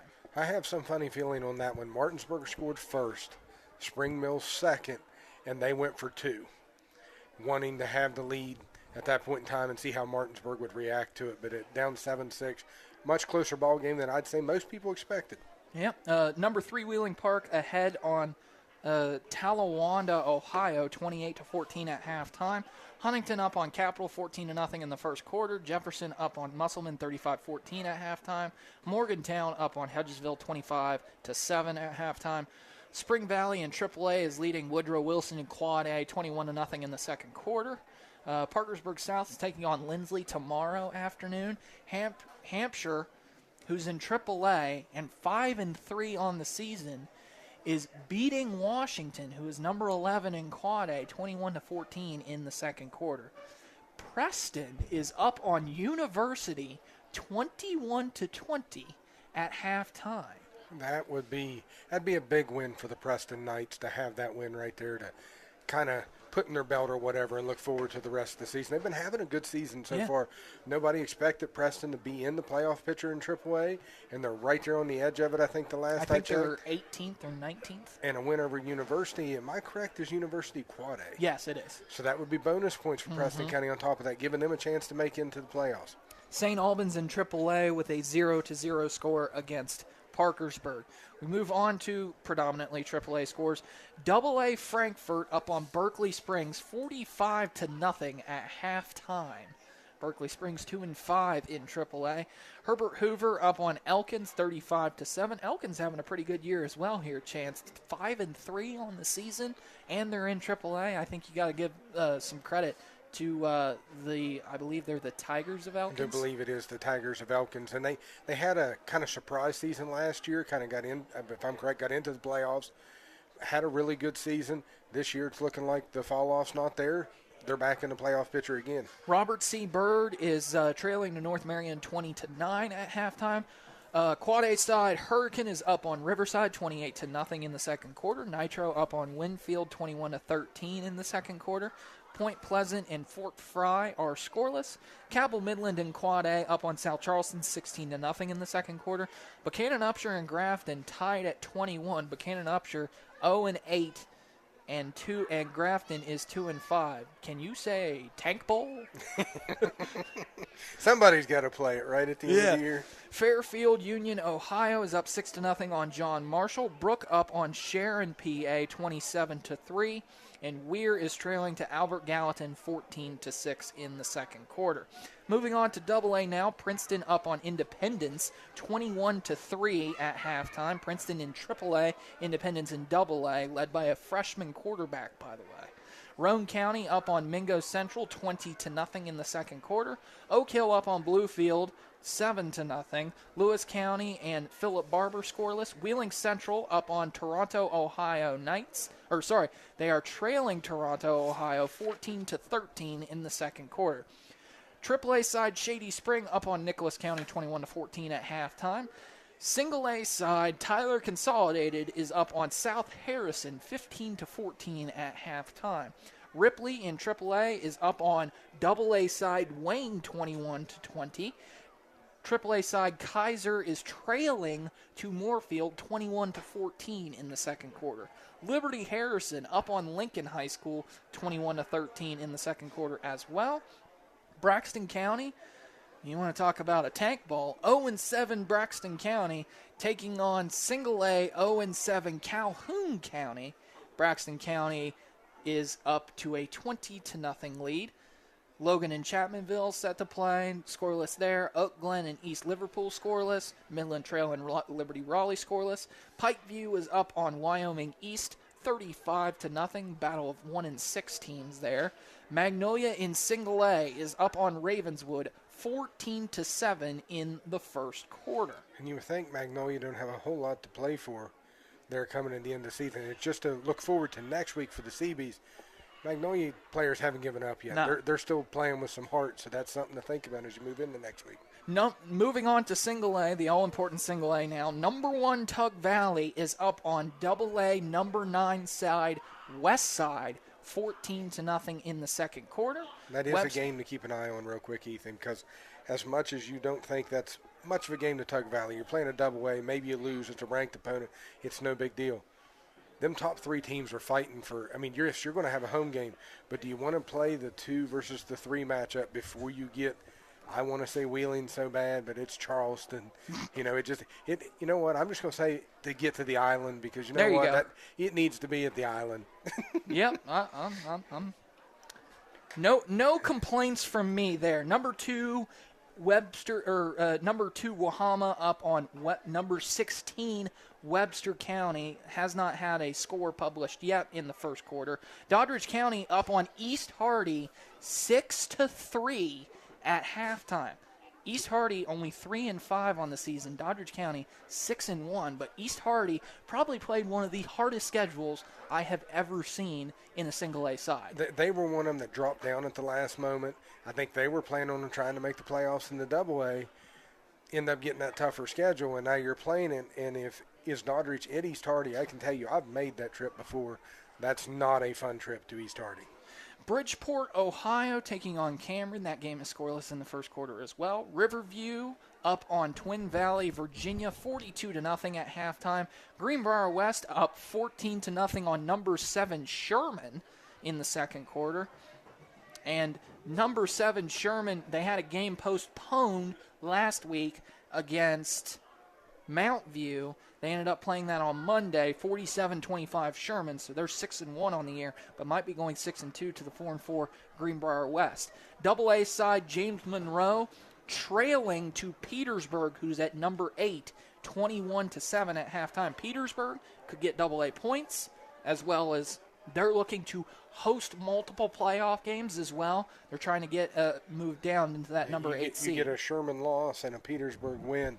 That's a big movement for Petersburg there to get up in there and give them a chance to, like you said, host more than one playoff game. Valley Wetzel taking on 100 tonight. No score published there. Neither is Madonna at Conotton Valley, Ohio. Scott and Mann taking on each other tonight. No score there.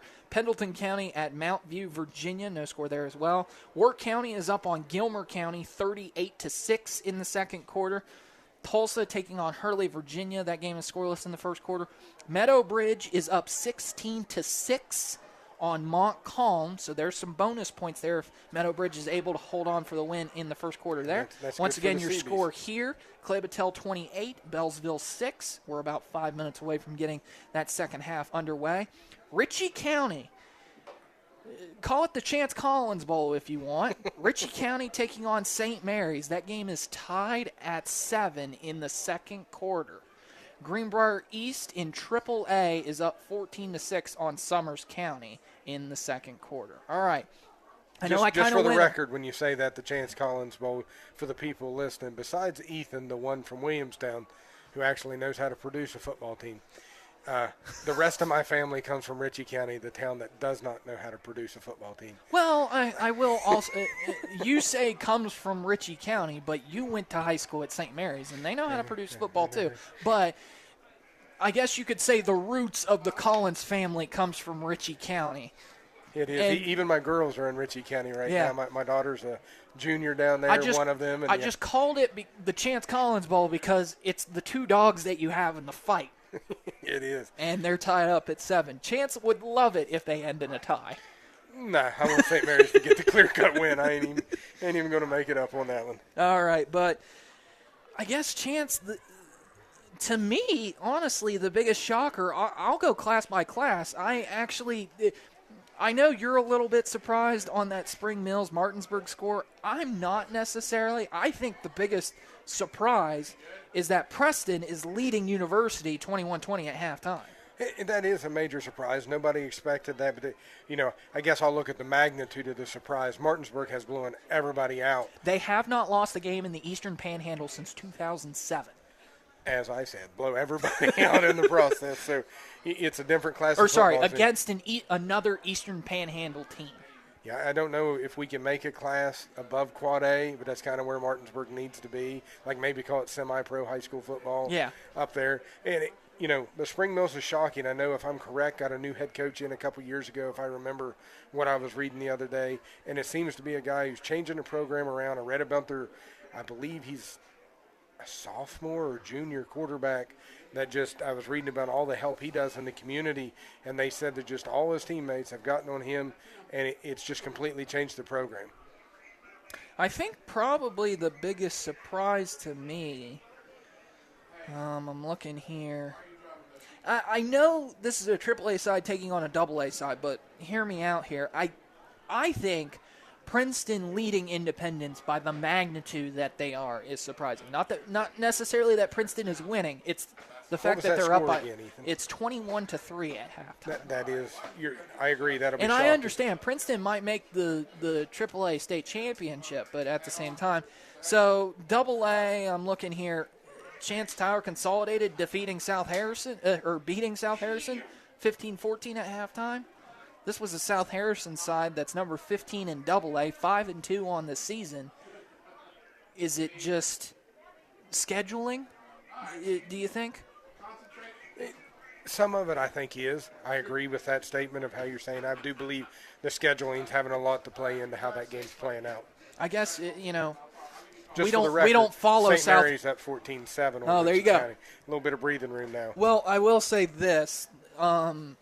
At the same time, though, when I look at South Harrison could have had a devastating injury to one of their key players, and that could have completely changed that. Yeah. I had not heard that. I know that South Harrison's had about 3 to 4 games in a row that have been all playoff caliber teams, and that takes a toll on a team. I mean, you don't mind scheduling those playoff teams in your schedule, but you would like to spread them out so that, as we kind of found out last week versus Cameron, we came out of that a little bit banged up.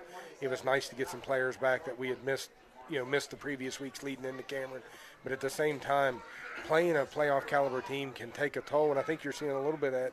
What was it, Sherman, we said, played a game earlier this week on Monday, and now they're coming back struggling a little bit against the team. Those short weeks, I'm telling you, they take a toll on you.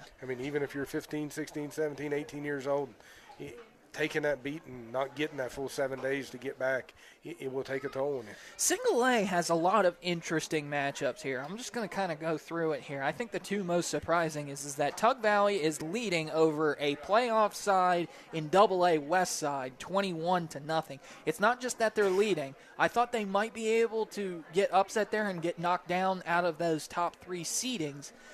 But it's not just that they're winning handily in AA against the AA side. It's, anytime you play a AA team and you move up in a class, we understand normally the toughest thing you come in when you go from one class to the other is if you're in single A, if you trot out 20 kids, you're happy. Once you move to AA, it's 30 kids. Triple A, I think they took the old kids. Basketball buzzer, by the way. I do think that was kind of nice. I heard that in the background there.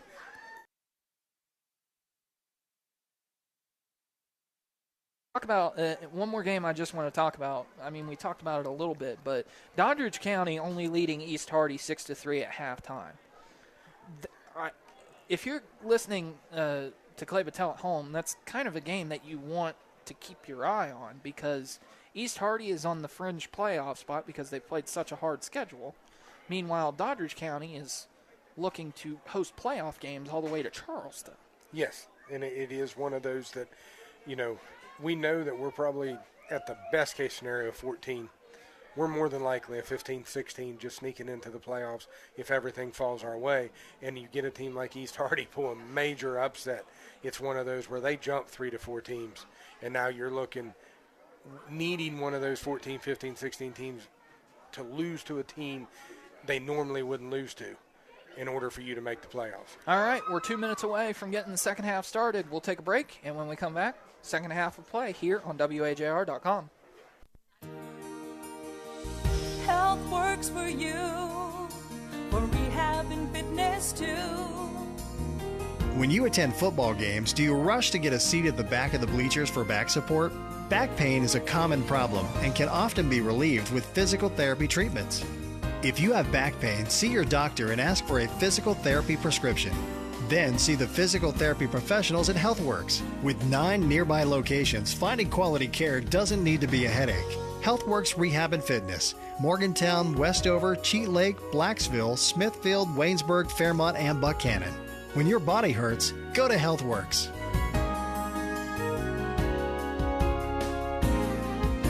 Our people make the difference in the way you feel each day. When your body hurts, go to HealthWorks. When the whistle blows, Your favorite player will be ready, but will you look the part? MPB Print and Sign Superstore helps you support your favorite team or player with personalized gear. Cheer them on in style with custom apparel for teams, players, and families. Don't stop there. Complete your look with some custom bags, flags, signs, and stickers. Not going to the field? Brand some apparel for your upcoming event or fundraiser. All at mpbonline.com. A proud supporter of high school athletics. This is Clay-Battelle High CB's football on WAJR. Welcome back to Beallsville High School, where we are about set and ready to kick off the second half here between the CBs and the Blue Devils of Beallsville. Beallsville will get the ball to start the second half of play. They will be working from our right to left. Chance, what do you want to do if you're the CBs here on defense?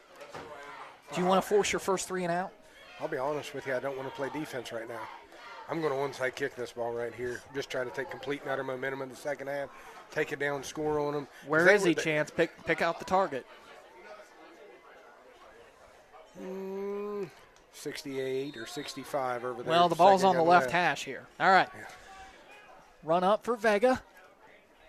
Does a boot over to the 30, and it's going to be at the 25. Almost a great tackle there by Stroh-Snyder.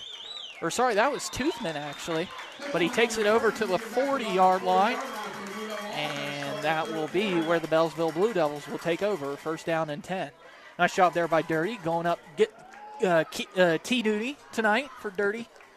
Yeah, I seen that. You're right, Toothman come in there, almost punched that ball out. And then they just he was able to spin out of it and get going. By the way, I'm talking about Briston Reed, Dirty Reed, as they call him. So first down and 10. Good special teams player for us this year. So first down and 10 here for Beallsville. Bullfrog lines up under center. 5-man front for the CBs. They hand it off to the running back. Snodgrass tries to bring him down, and he does. Behind the line, it'll be no gain actually on the play. Logan Taylor on the carry for the Blue Devils, and that'll bring up second down and 10. Just switch sides of the field there, Chance, and lose it down. It's a good tackle there by the instigator. There was. And there's no doubt in my mind the instigator was thinking about the cheap shot over on the sideline. He's like, nope, you ain't getting away from me. All right, second down and 10 here for Clay-Battelle. For the Beallsville Blue Devils. They break the huddle. Looks like they're going to line up in shotgun. Tight end on each side, a wing back to the right, and 2 receivers to the left. Fake the handoff, rolling to the right. Tight end open on the dump off, but an excellent play there by Caleb Snodgrass to take him down for a loss. Chance, this is by far Caleb Snodgrass's best game on defense, but it's also probably his best game on offense too. Yep, I agree with that. I definitely agree with that. So Logan Taylor back into the game at running back here. I just got word from behind me from one of the coaches, 7th tackle of the game. Oh, wow, 7th tackle. And a pick 6 that got called back, but we won't talk about that. All right, third down here for the Blue Devils. They line up in shotgun. Fakes the handoff, rolls to his left. Pressure coming from Josh Wilson, breaks away, goes to the opposite side of the right, tries to find a tackler, and it's broken up. That was Damian Toothman. It's Dame time here in Beallsville. That will bring close to picking that off, and was it Taylor, number 7, was able to get in there and keep him from it. So that will force a 3 and out for the CBs to get the ball back and force a punt. I believe, Chance, that is the first 3 and out that they've done so far this game. I do believe so. They've done well with the running attack so far and able to at least pick up 1 first down. Don't be surprised if I was going to say watch the fake, but it does look like. A sky-booming kick that goes right to Aaron LePeau. He chooses not to renew his skills as a player. Almost hit the first down marker on the chain gang, and he falls over. And it goes to the 49 of Beallsville. Doesn't even get into opponent territory. The ball doesn't even go 10 yards on the punt. I'm still trying to figure out how they marked that ball because it hit at where he marked it. but it hit 4 yards out of bounds, which means it added an angle out at a different. It feels like it should be even further up. All right. They break the huddle here. Snodgrass, the lone man in the backfield to the left. 2 receivers to the left, 1 to the right. Ponceroff is the lone receiver to the right. Little bubble screen here to Savage. Savage gets across the 40, breaks into the open field. He's at the 30, breaks a couple tackles, and he's across the 30, close to the 25. First down, CBs. That's a nice. The boy runs so hard when he catches the ball. That play's been there all night. You basically just say, we're going to put you one-on-one with Landon Savage, and you can't tackle him. Yeah, and if he don't get a hold of that jersey right there to just slow him up a tad, Savage is still running. First down and 10 for the CBs at the 27-yard line of Beallsville. Shotgun, Snodgrass to the left, 2 receivers to the left and 1 to the right. Maverick Gum, the tight end, to the right. They hand it off to Snodgrass. Snodgrass goes to the middle of the field, breaks a couple tackles. He's at the 20. He's at the 15, the 10, and down at the 6. He put the truck button on down there at about the 10 and just rolled over. Snodgrass might want to think about permanently switching to the number 34 because at Meadow Bridge he ran hard when he got that jersey ripped off and had to go in there. And now he's having his best rushing night. I believe he's over 100 yards. 106 now with that carry there. His last 2 runs have been 22 and 21. All right. Shotgun, running back on each side. Maverick to the left, Snodgrass to the right. Savage, the slot receiver to the left with Josiah Morgan, and Ponceroff, the lone receiver to the right. They hand it off to Maverick Gum. Gum gets across the 5, gets tackled, and he's going to be just short at about the half-yard line, so 1.5 feet to go to the end zone.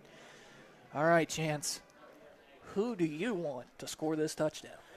Normally, I would have told you Snodgrass because I think he's owed one. But the fact that Maverick Gum come within 1 inch of the touchdown there, I almost want to feed him again. Pick 6, I'm just saying. I know. Savage has got a touchdown. Ponceroff's got a touchdown. Maybe you get Josiah Morgan in there, but I'm getting greedy. Maybe you sneak in Corey Cohen to get his first touchdown of the season rushing. They motion out Snodgrass. They're going to hand it off here, and Maverick Gum gets touched but not tackled. He's into the end zone. Touchdown, CBs. Nice to see. I believe he was owed one there. He was due, as they say. All right, so the second extra point of the night on the right end zone here for Brian Vega. Julian Vega, his younger brother. We might see Jules get some kicking tries here. But still with Brian, looking to go a perfect 5 for 5. Snap is good, hold is good, kick is up, and it is good. Chance, I taught him well. You did. Just kidding. I didn't teach him a thing. I didn't even get to warm him up today. We did not. We got here a little bit late.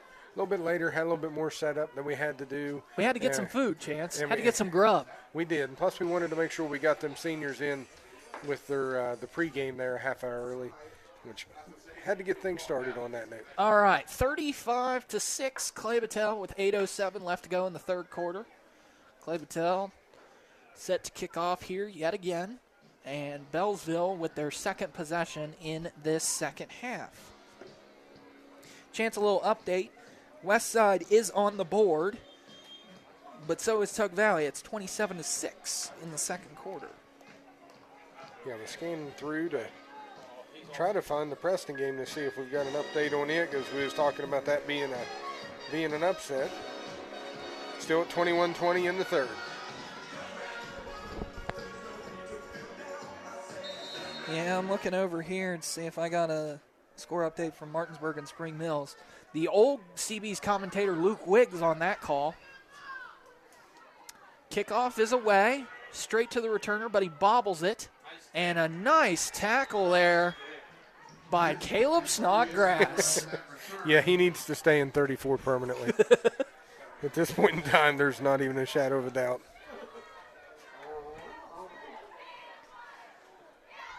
The ghost of 34 continues for Caleb Snodgrass. I know between these change of possessions and touchdowns and everything, my stat sheet over here is just moving quickly for me. By the way, Chance, I'm not seeing Cooper Statler into the game. Ponceroff's still in the game, though. Looking to see here who's on the defensive front. Dancer, Mercer, Moore, and Josh Wilson on the four-man front with TJ Barr set to occasionally go in on that nose tackle position, and a timeout called by Beallsville. All right, Chance, put me in the mind here. You're handily, you got this game at hand. You're up 35-6. When do you start making the mass substitutions? Fourth quarter? You're still a little bit early. I like getting into the running clock before I get to that, and I don't know. We are in Ohio. I don't know when that running clock is. I know in the state of West Virginia it's 35. If it's the same over here, get a stop here, get one more score, get that running clock going, and at that point in time, I would be okay with moving forward with getting some substitutions. And you may already be seeing it because with Cooper Statler on the sideline, I think you're starting to see Coach LePeau wanting to get some of these younger boys some reps in here, which, I mean, we say first string of Beallsville, but at the same time, they've only got 15 players, I think. So their second string is the first string. Yeah, but at the same time, if you're Beallsville, you're playing those starters as long as possible because it's senior night. It's the last game of the season. You want to get those guys as much playing time as possible because it's going to be the last time that they're on the field. They hand it off here to, I believe that was Billingsley. And gain of about none on the play. Tackled by a host of CBs. Maverick Gum is still in the game. Landon Savage still in the game. Caleb Snodgrass. Ponceroff. Tyson Price. Dane Toothman. Once again, the front consists of Mercer, Dancer. Is that Josh Wilson? Looks like Josh Wilson, yeah. And Carson Moore. And then every once in a while that Bullfrog jumps up in there and joins him in TJ Barr. Goes right up against that center. Fake the handoff here. They're going to do a little dump-off pass to the tight end. Maverick Gum on the tackle. That is Jamison Babel. And he gets very close to the first down. Are they going to move the chains? They're going to give him 10 yards. I only thought he got 9 there, but we'll give him an extra yard on the stat sheet there. All right, 6:54 left to go in the third quarter. By the way, TJ Barr is the easiest person to spot. Pink towel, pink arm sleeves, pink leg socks. Really going all out for October. Only got one more week to wear that. Yep. They hand it off here. I believe that is Ing. Nice effort by Ing.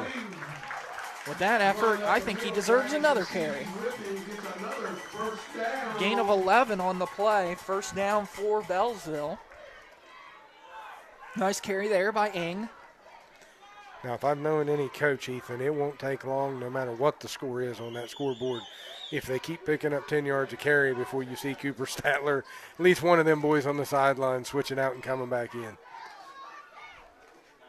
All right, shotgun formation here for Beallsville. 5-man front.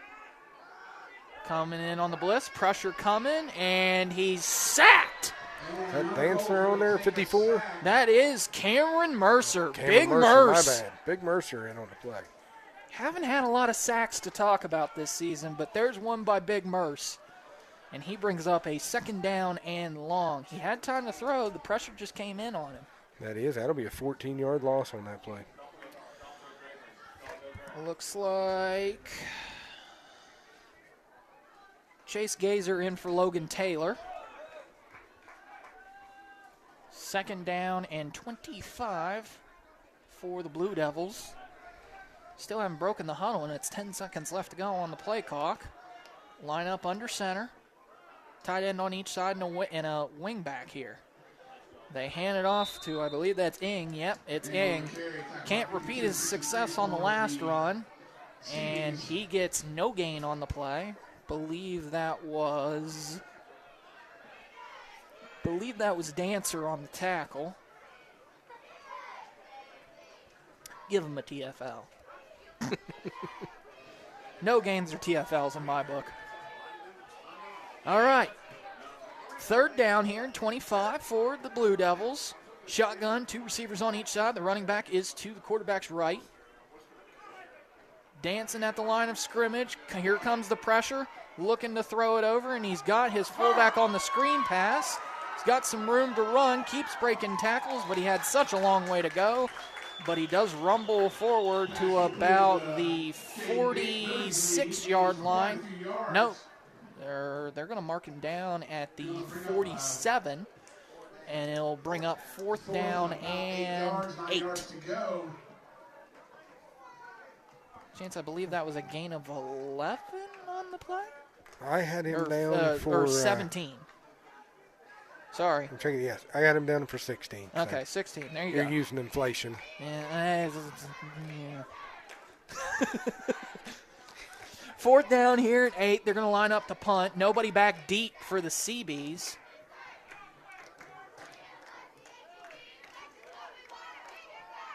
Snap is a little bit slow, but he's able to boot it, and this one's a good one. Bounces across the 10, down to about the 10, and that is where the Seabees will take over 90 yards with 3:27 left to go here in the 3rd quarter. There's a nice punt. Put it down in there, pin them inside their 20. That's what you want to do if you're Beallsville. So 35-6, Seabees have the ball back at their own 10-yard line. 1st down and 10. They break the huddle. Shotgun, running back on each side. Snodgrass to the left, Gum to the right. No, Gum's lined up at a tight end position. Snodgrass gets the carry, and he gets pushed forward. And he's going to be down at the 15, gain of 5 on the play. Chance, did you by chance get to see the downfield blocking there by Braden Ponceroff? I missed that. I was watching kind of Snodgrass squirt through the hole there. There for a moment, I thought he was going to find it big enough to take it much further than he was able to. So I just got a text from Kirsten. She said not Big Merce. Call him No Mercy Merce. No mercy. Somebody else likes WWE. That's a pay-per-view for the WWE there with No Mercy. All right, bubble screen here, and it's going. It's somehow Savage stays on his feet, and he's able to get a loss of about 3. Would have been a loss of about 7, but somehow he's able to stay on his feet and get a minimal loss on the play. 2 minutes and 30 seconds here and counting. 3rd down here and about 7. Loss of 2.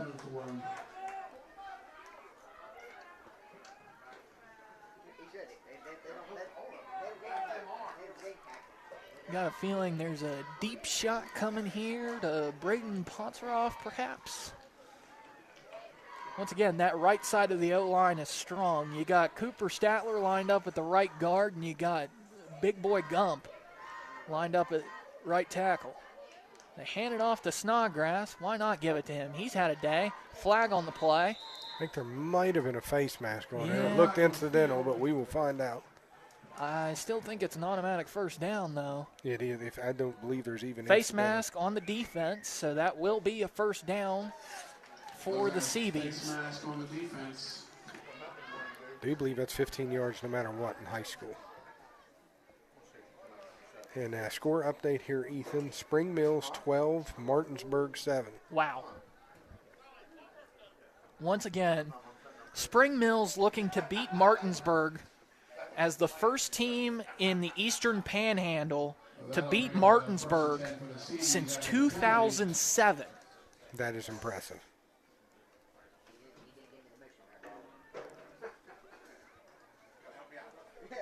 All right. Minute 30 left here in the 3rd quarter. Shotgun formation.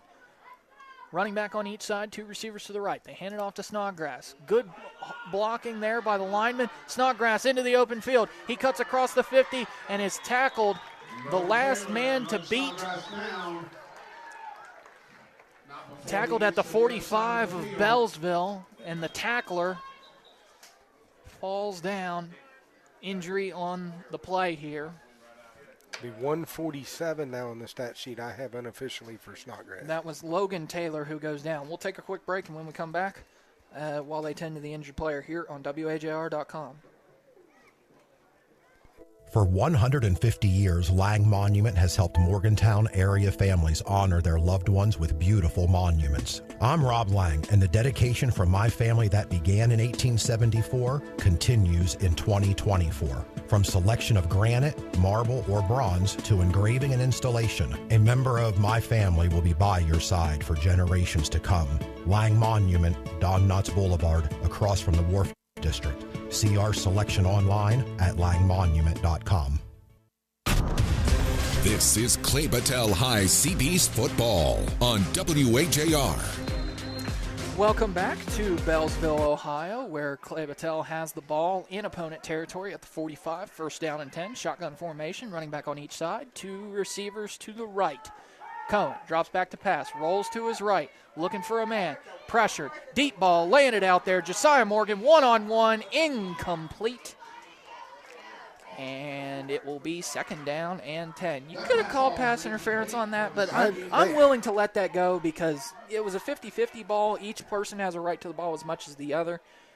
They've allowed a lot of contact down through there as long as they didn't feel it's obstructing in one way or the other to where it's He still had an opportunity to catch it. He did. We approach the final minute of this third quarter, 54 seconds left.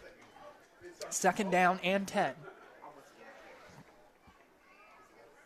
Maverick Gum to the left, Snodgrass to the right, two receivers to the right.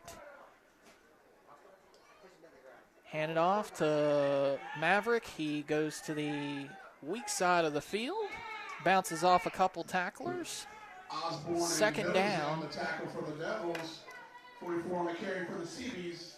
Gains about 7-8 yards.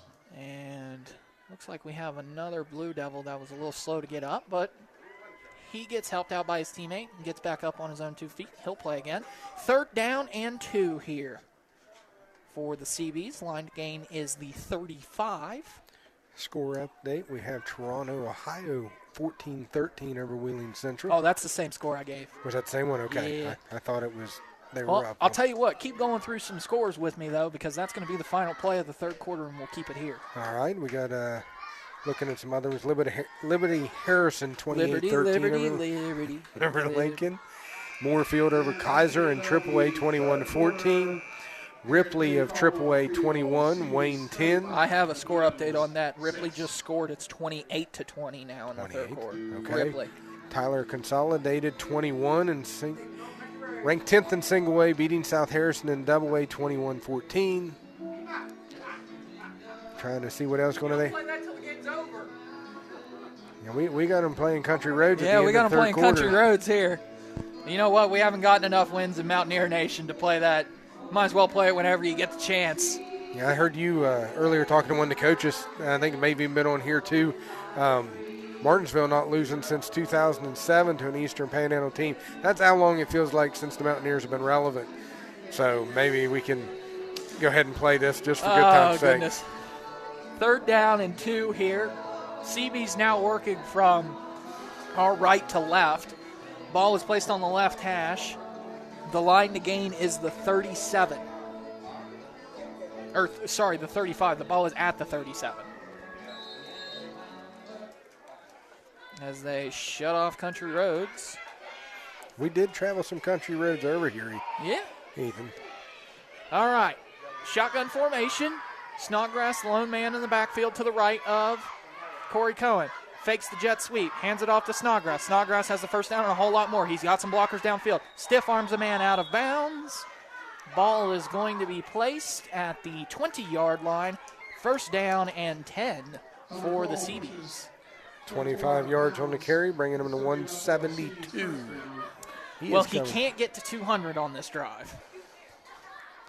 Yep, we just need a holding penalty. Yeah. Yep, just need a holding penalty.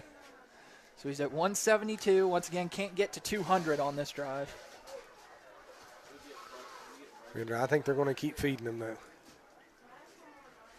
All right. Maverick lined up at the tight end position to the right. Snodgrass is to the quarterback's right. Jet sweep to Savage. Savage running from left to right, bounces to the outside. He's at the 20, flag on the play.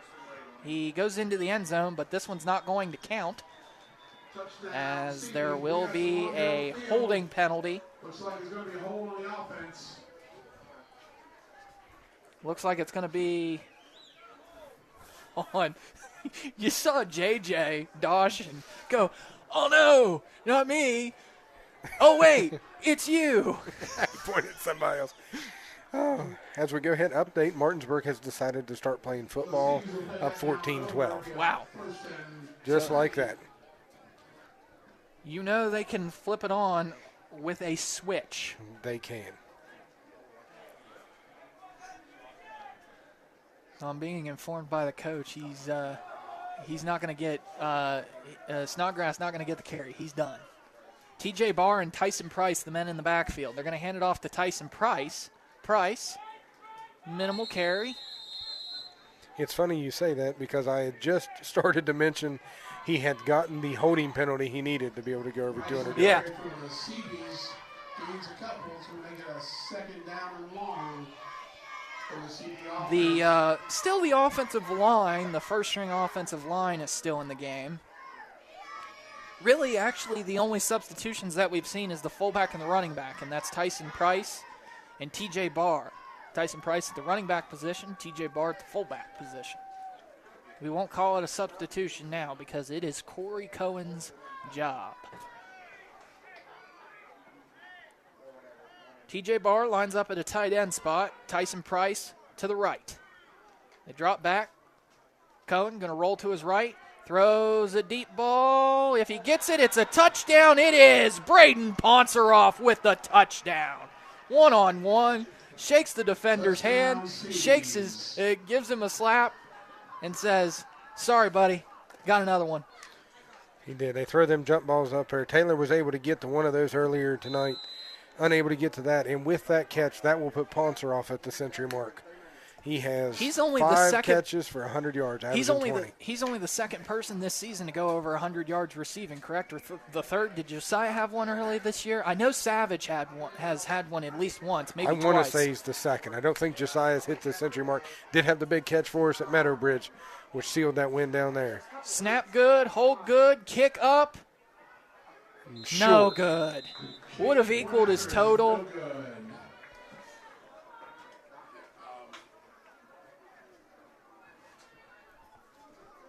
Hopefully he'll get another shot to equal that total here in a minute. Well, actually, that would have broken his total. Okay. Yeah, so it's 41-6 now. 9 minutes left to go in this game. So this one's pretty much at hand. You can get some young guys some snaps there. I'd like to see Dirty Reed get some snaps. See, let me see here. Let me look. Let's get the kicker's brother out there. Let him get some time out there on defense. Julian. That's I couldn't remember Julian. Like to see Caden Strausnider maybe get some snaps as well. We have not seen Caleb Hall at all tonight. And I think it was one of those, it makes you wonder at this point in time, was it an injury thing, not seeing him at all? Or maybe just the coach looked at him, maybe Caleb's not 100%. Hey, Chance. Is Julian is in the game. There we go. I've been waiting to see Julian, feels like all year long, get him a chance to come out here and do a kick. That's nice to see. Josh Wilson helping out his buddy. Dirty Reed out here again on special teams. Yep. So Julian Vega, just a freshman. He's got a fan club over there. No, he's being told, put it the other way. He's gone the wrong way. Yeah, that's what's going on. And there's a flag on the play. That's all right, Julian. So they got to back it up here. It's all right. Get ready. That's what happens. You get that. You finally get that chance to do it. You're all excited to go do it. Don't slap your helmet. You're just excited. It's all right. This is like a college kick now. So here we go. Yeah, he just wanted to kick it like the pros do from the 35. He was doing that intentionally. All right. So here we go. Julian Vega. Nice end-over-end kick. That's going to hit. Go get it. Go get it. And it's an onside kick recovered by Caleb Snodgrass. That Julian done that on purpose. I'm telling you now. So Julian Vega is 1 for 1 on onside kicks. All right, Chance. We're getting we're getting to crunch bar time here. that may be it right there, because that was a bounce back play if I ever seen one. Oh my goodness! For sportsmanship's sake, you kind of hate to see that, but at the same time, the freshman just made one of the best special teams plays we've ever seen. The funny part was when it come off and I seen how high it went. Remembering kind of how Beallsville lines up, I'm like, that's going to hit in a spot that nobody's around. And then we know from catching the extra points, when a football hits the ground, you have no idea what direction that ball is going to go. You need to get under it while it's still in the air. And when it hit the ground, it took a funny bounce. And the next thing you know, Snodgrass is sitting on it. We're going to take a timeout. All right, so we'll take the timeout with them here. 30 seconds when we come back here. 7:14 left to go in the game. It's 41-6 on Clay-Battelle CB's football. For over 2 decades, Morgantown Power Sports has been serving Morgantown and the surrounding area, providing the highest customer service and overall value in the power sports industry. Home to Honda, Yamaha, Suzuki, Kawasaki, and KTM. You'll find everything you need for your on- and off-road enjoyment, including a full line of parts and accessories. Morgantown Power Sports, a proud supporter of high school athletics, on the mile ground or online at morgantownpowersports.com. This is Clay-Battelle High CB's football on WHAR. 1 for 1, Julian Vega on onside kick attempts. The dog, Caleb Snodgrass. And you nerding out my mind. On the bus ride home, he's going to look over at his brother and go, how many onside kicks you got this year? He's going, I've only missed 2 extra points this year. What do you got? And he said, I got an onside kick. What do you got? All right, TJ Barr, the fullback to the right in a shotgun formation. Tyson Price to the left. 2 receivers to the right, 1 to the left. Tyson Price gets the handoff. Gain of about it's like 3. 3. Down at about the 35-yard line, first down and 10. Looks like new player into the game. Eli Cottrell, a freshman, into the game, maybe at wide receiver here for Ponceroff. Man, it just feels good to see that number 3 back in there. And it feels even better to see him catching passes again, doesn't it, Chance? Agreed. I mean, as much as we enjoyed seeing him at quarterback, we always thought he was just special last year at receiver. Caden Strauss-Snyder is the lone receiver to the left.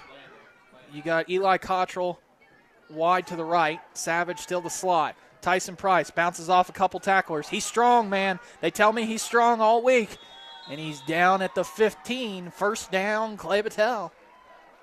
6 minutes left to go in this game. Here comes Dirty Reed. Like I said, it's always nice to see these young players were around all season long, finally get an opportunity to get some snaps in. Looking at the offensive line, you still got Zach Gump into the game. You still got J.J. Dawson, but you got Josh Wilson on the offensive line. You still got Zach Gump. But, hey, how about Cameron Lloyd, the senior, getting in on the offensive line here for a few plays? We had him on the air earlier. He's lined up at right guard. We got the freshman, Gavin Tennant, lined up at the left guard. You know, I spoke to Lloyd before the game, said, you ready? And he goes, always. TJ Barr gets the handoff, wrapped up for a loss. And we're approaching 5 minutes left to go. The Bullfrog gets his first carry of the night. Did not go the way he wanted to go, though. He missed the lily pad completely on that one. 5 minutes left to go in this game here. Chance, I think we can start talking about crunch bars here offensively. Who do you want to give it to? Well, we got 2 pick sixes. One of them got called back, but that's something to think about. Well, that's defense. I'm talking offense here. Tyson Price tries to bounce one to the outside, but it's going to be a loss on the play. Loss of about 4.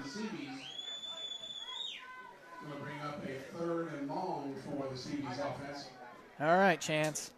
Here's offense, I think, Snodgrass with 172 yards rushing. Are you sure you want to give it to him on offense, not on defense? I think defense, I'm going with the guy whose pick six did not get called back. Maverick Gum? That would be Maverick Gum. He was everywhere on that football field besides just that play also.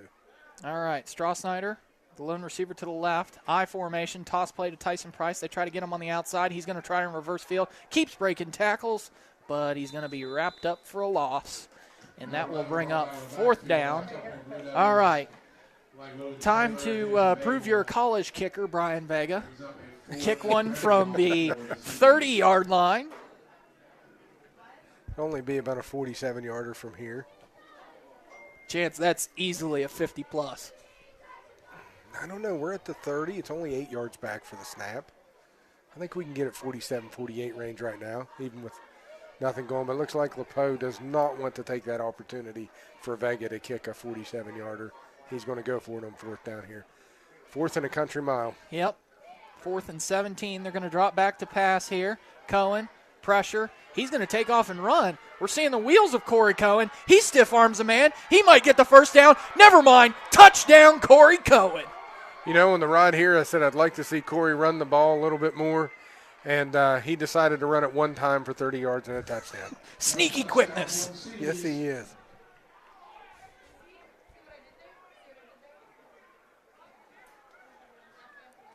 Hey, Chance. Yes. Vega going to get a chance? Or Julian Vega set to kick an extra point.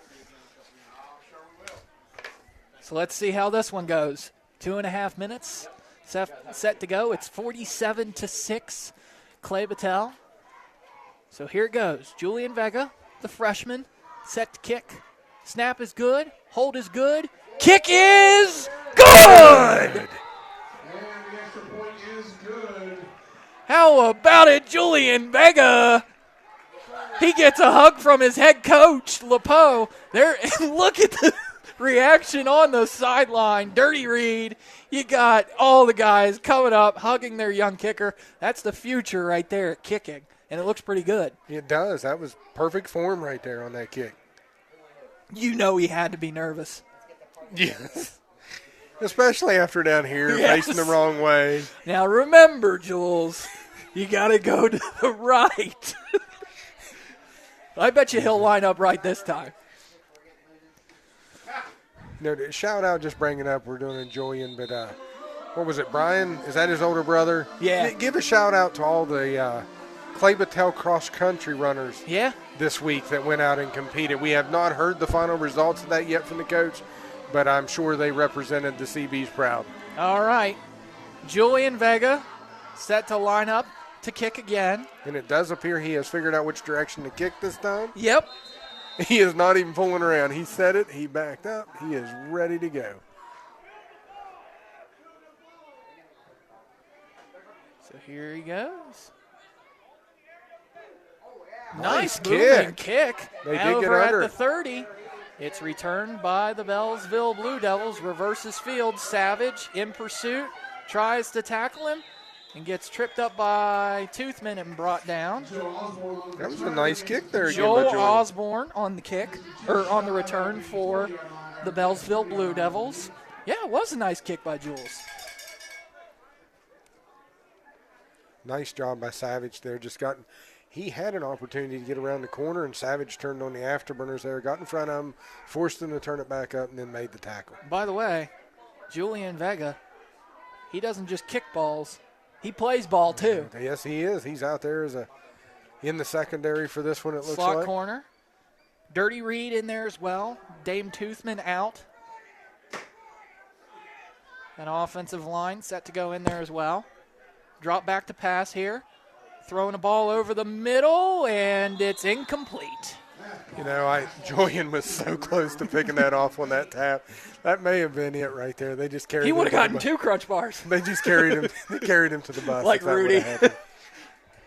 All right, we're approaching the final minute of this game here. We're on a running clock. 48-6, Clay-Battelle. I do want to give a shout out also, Ethan, to the Beallsville community here. Yeah. They've treated us nice up here in the press box. Pizza Done at a good job. halftime. They offered us pizza. You didn't have a slice? I didn't have none either. I hollered at you, told you could have some. I'll get some after the game is over. All right, could be the final play here. They hand it off to the fullback. Straw-Snyder, TJ Barr. Let's see who else is in there on the tackle. Believe that is number 52, Alex Dancer. Looks like no gain on the carry. Yep. And that will be the final play of this game. All right, Chance. Morgantown Power Sports Power Play of the Game. You got a whole host to choose from. I do have a lot to choose from, but I have been a fan of a player I feel has been the heart of this team all year long, and mine's going to have to go with the interception by Maverick Gum at the end of the first half, because I really feel like at that point in time, Beallsville was about to get back into this game. The momentum was starting to switch, and you never want to give a team with nothing to lose a reason to want to come out and play the second half. And Maverick with that interception, I think I have him down here. Let me see if I can get a total in the yardage on that. I think it was 54 yards, if I'm correct, 54 yards from Maverick Gum. That'll be my play of the game there. Get our sponsor in there. I forgot Morgantown Power Sports Power Play of the Game, carrying a complete lineup of Honda, Yamaha, Kawasaki, and KTM. Morgantown Power Sports, located on the Mile Ground. Chance, enough said. I think you stole my power play of the game. I think that's going to do it. What do you say we go give some crunch bars to these boys, and we have a good night here tonight? Yep. Good victory. Hopefully safe travel for anybody else headed back to Clay-Battelle today. And we will see you all again in a couple Fridays as we take on New Martinsville. Yep. All right, so that'll do it for final remarks here. I am Ethan Collins. Joined by me is Chance Collins. And I just want to say good night from Beallsville High School. Your final score, Clay-Battelle 49, Beallsville 6. Good night, everybody. High school football on WAJR has been brought to you by HealthWorks. When your body hurts, go to HealthWorks. 9 convenient locations to serve you. By Lang Monument, family owned since 1874 in the Wharf District, Morgantown. By Morgantown Power Sports, carrying a complete lineup of Honda, Yamaha, Suzuki, Kawasaki, and KTM. Morgantown Power Sports on the Mile Ground. By Mon Health System, feel the difference. By Advanced HVAC and Plumbing, the area's only Carrier factory authorized dealer. Turn to the experts. By the Insurance Centers, where serving you is our best policy. And by Omega Commercial Interiors. For office furniture, buy local at Omega in Morgantown and Charleston. Stay tuned. Metro News High School Game Night is coming up next on 104.5 FM and 1440 AM WAJR, the voice of Morgantown.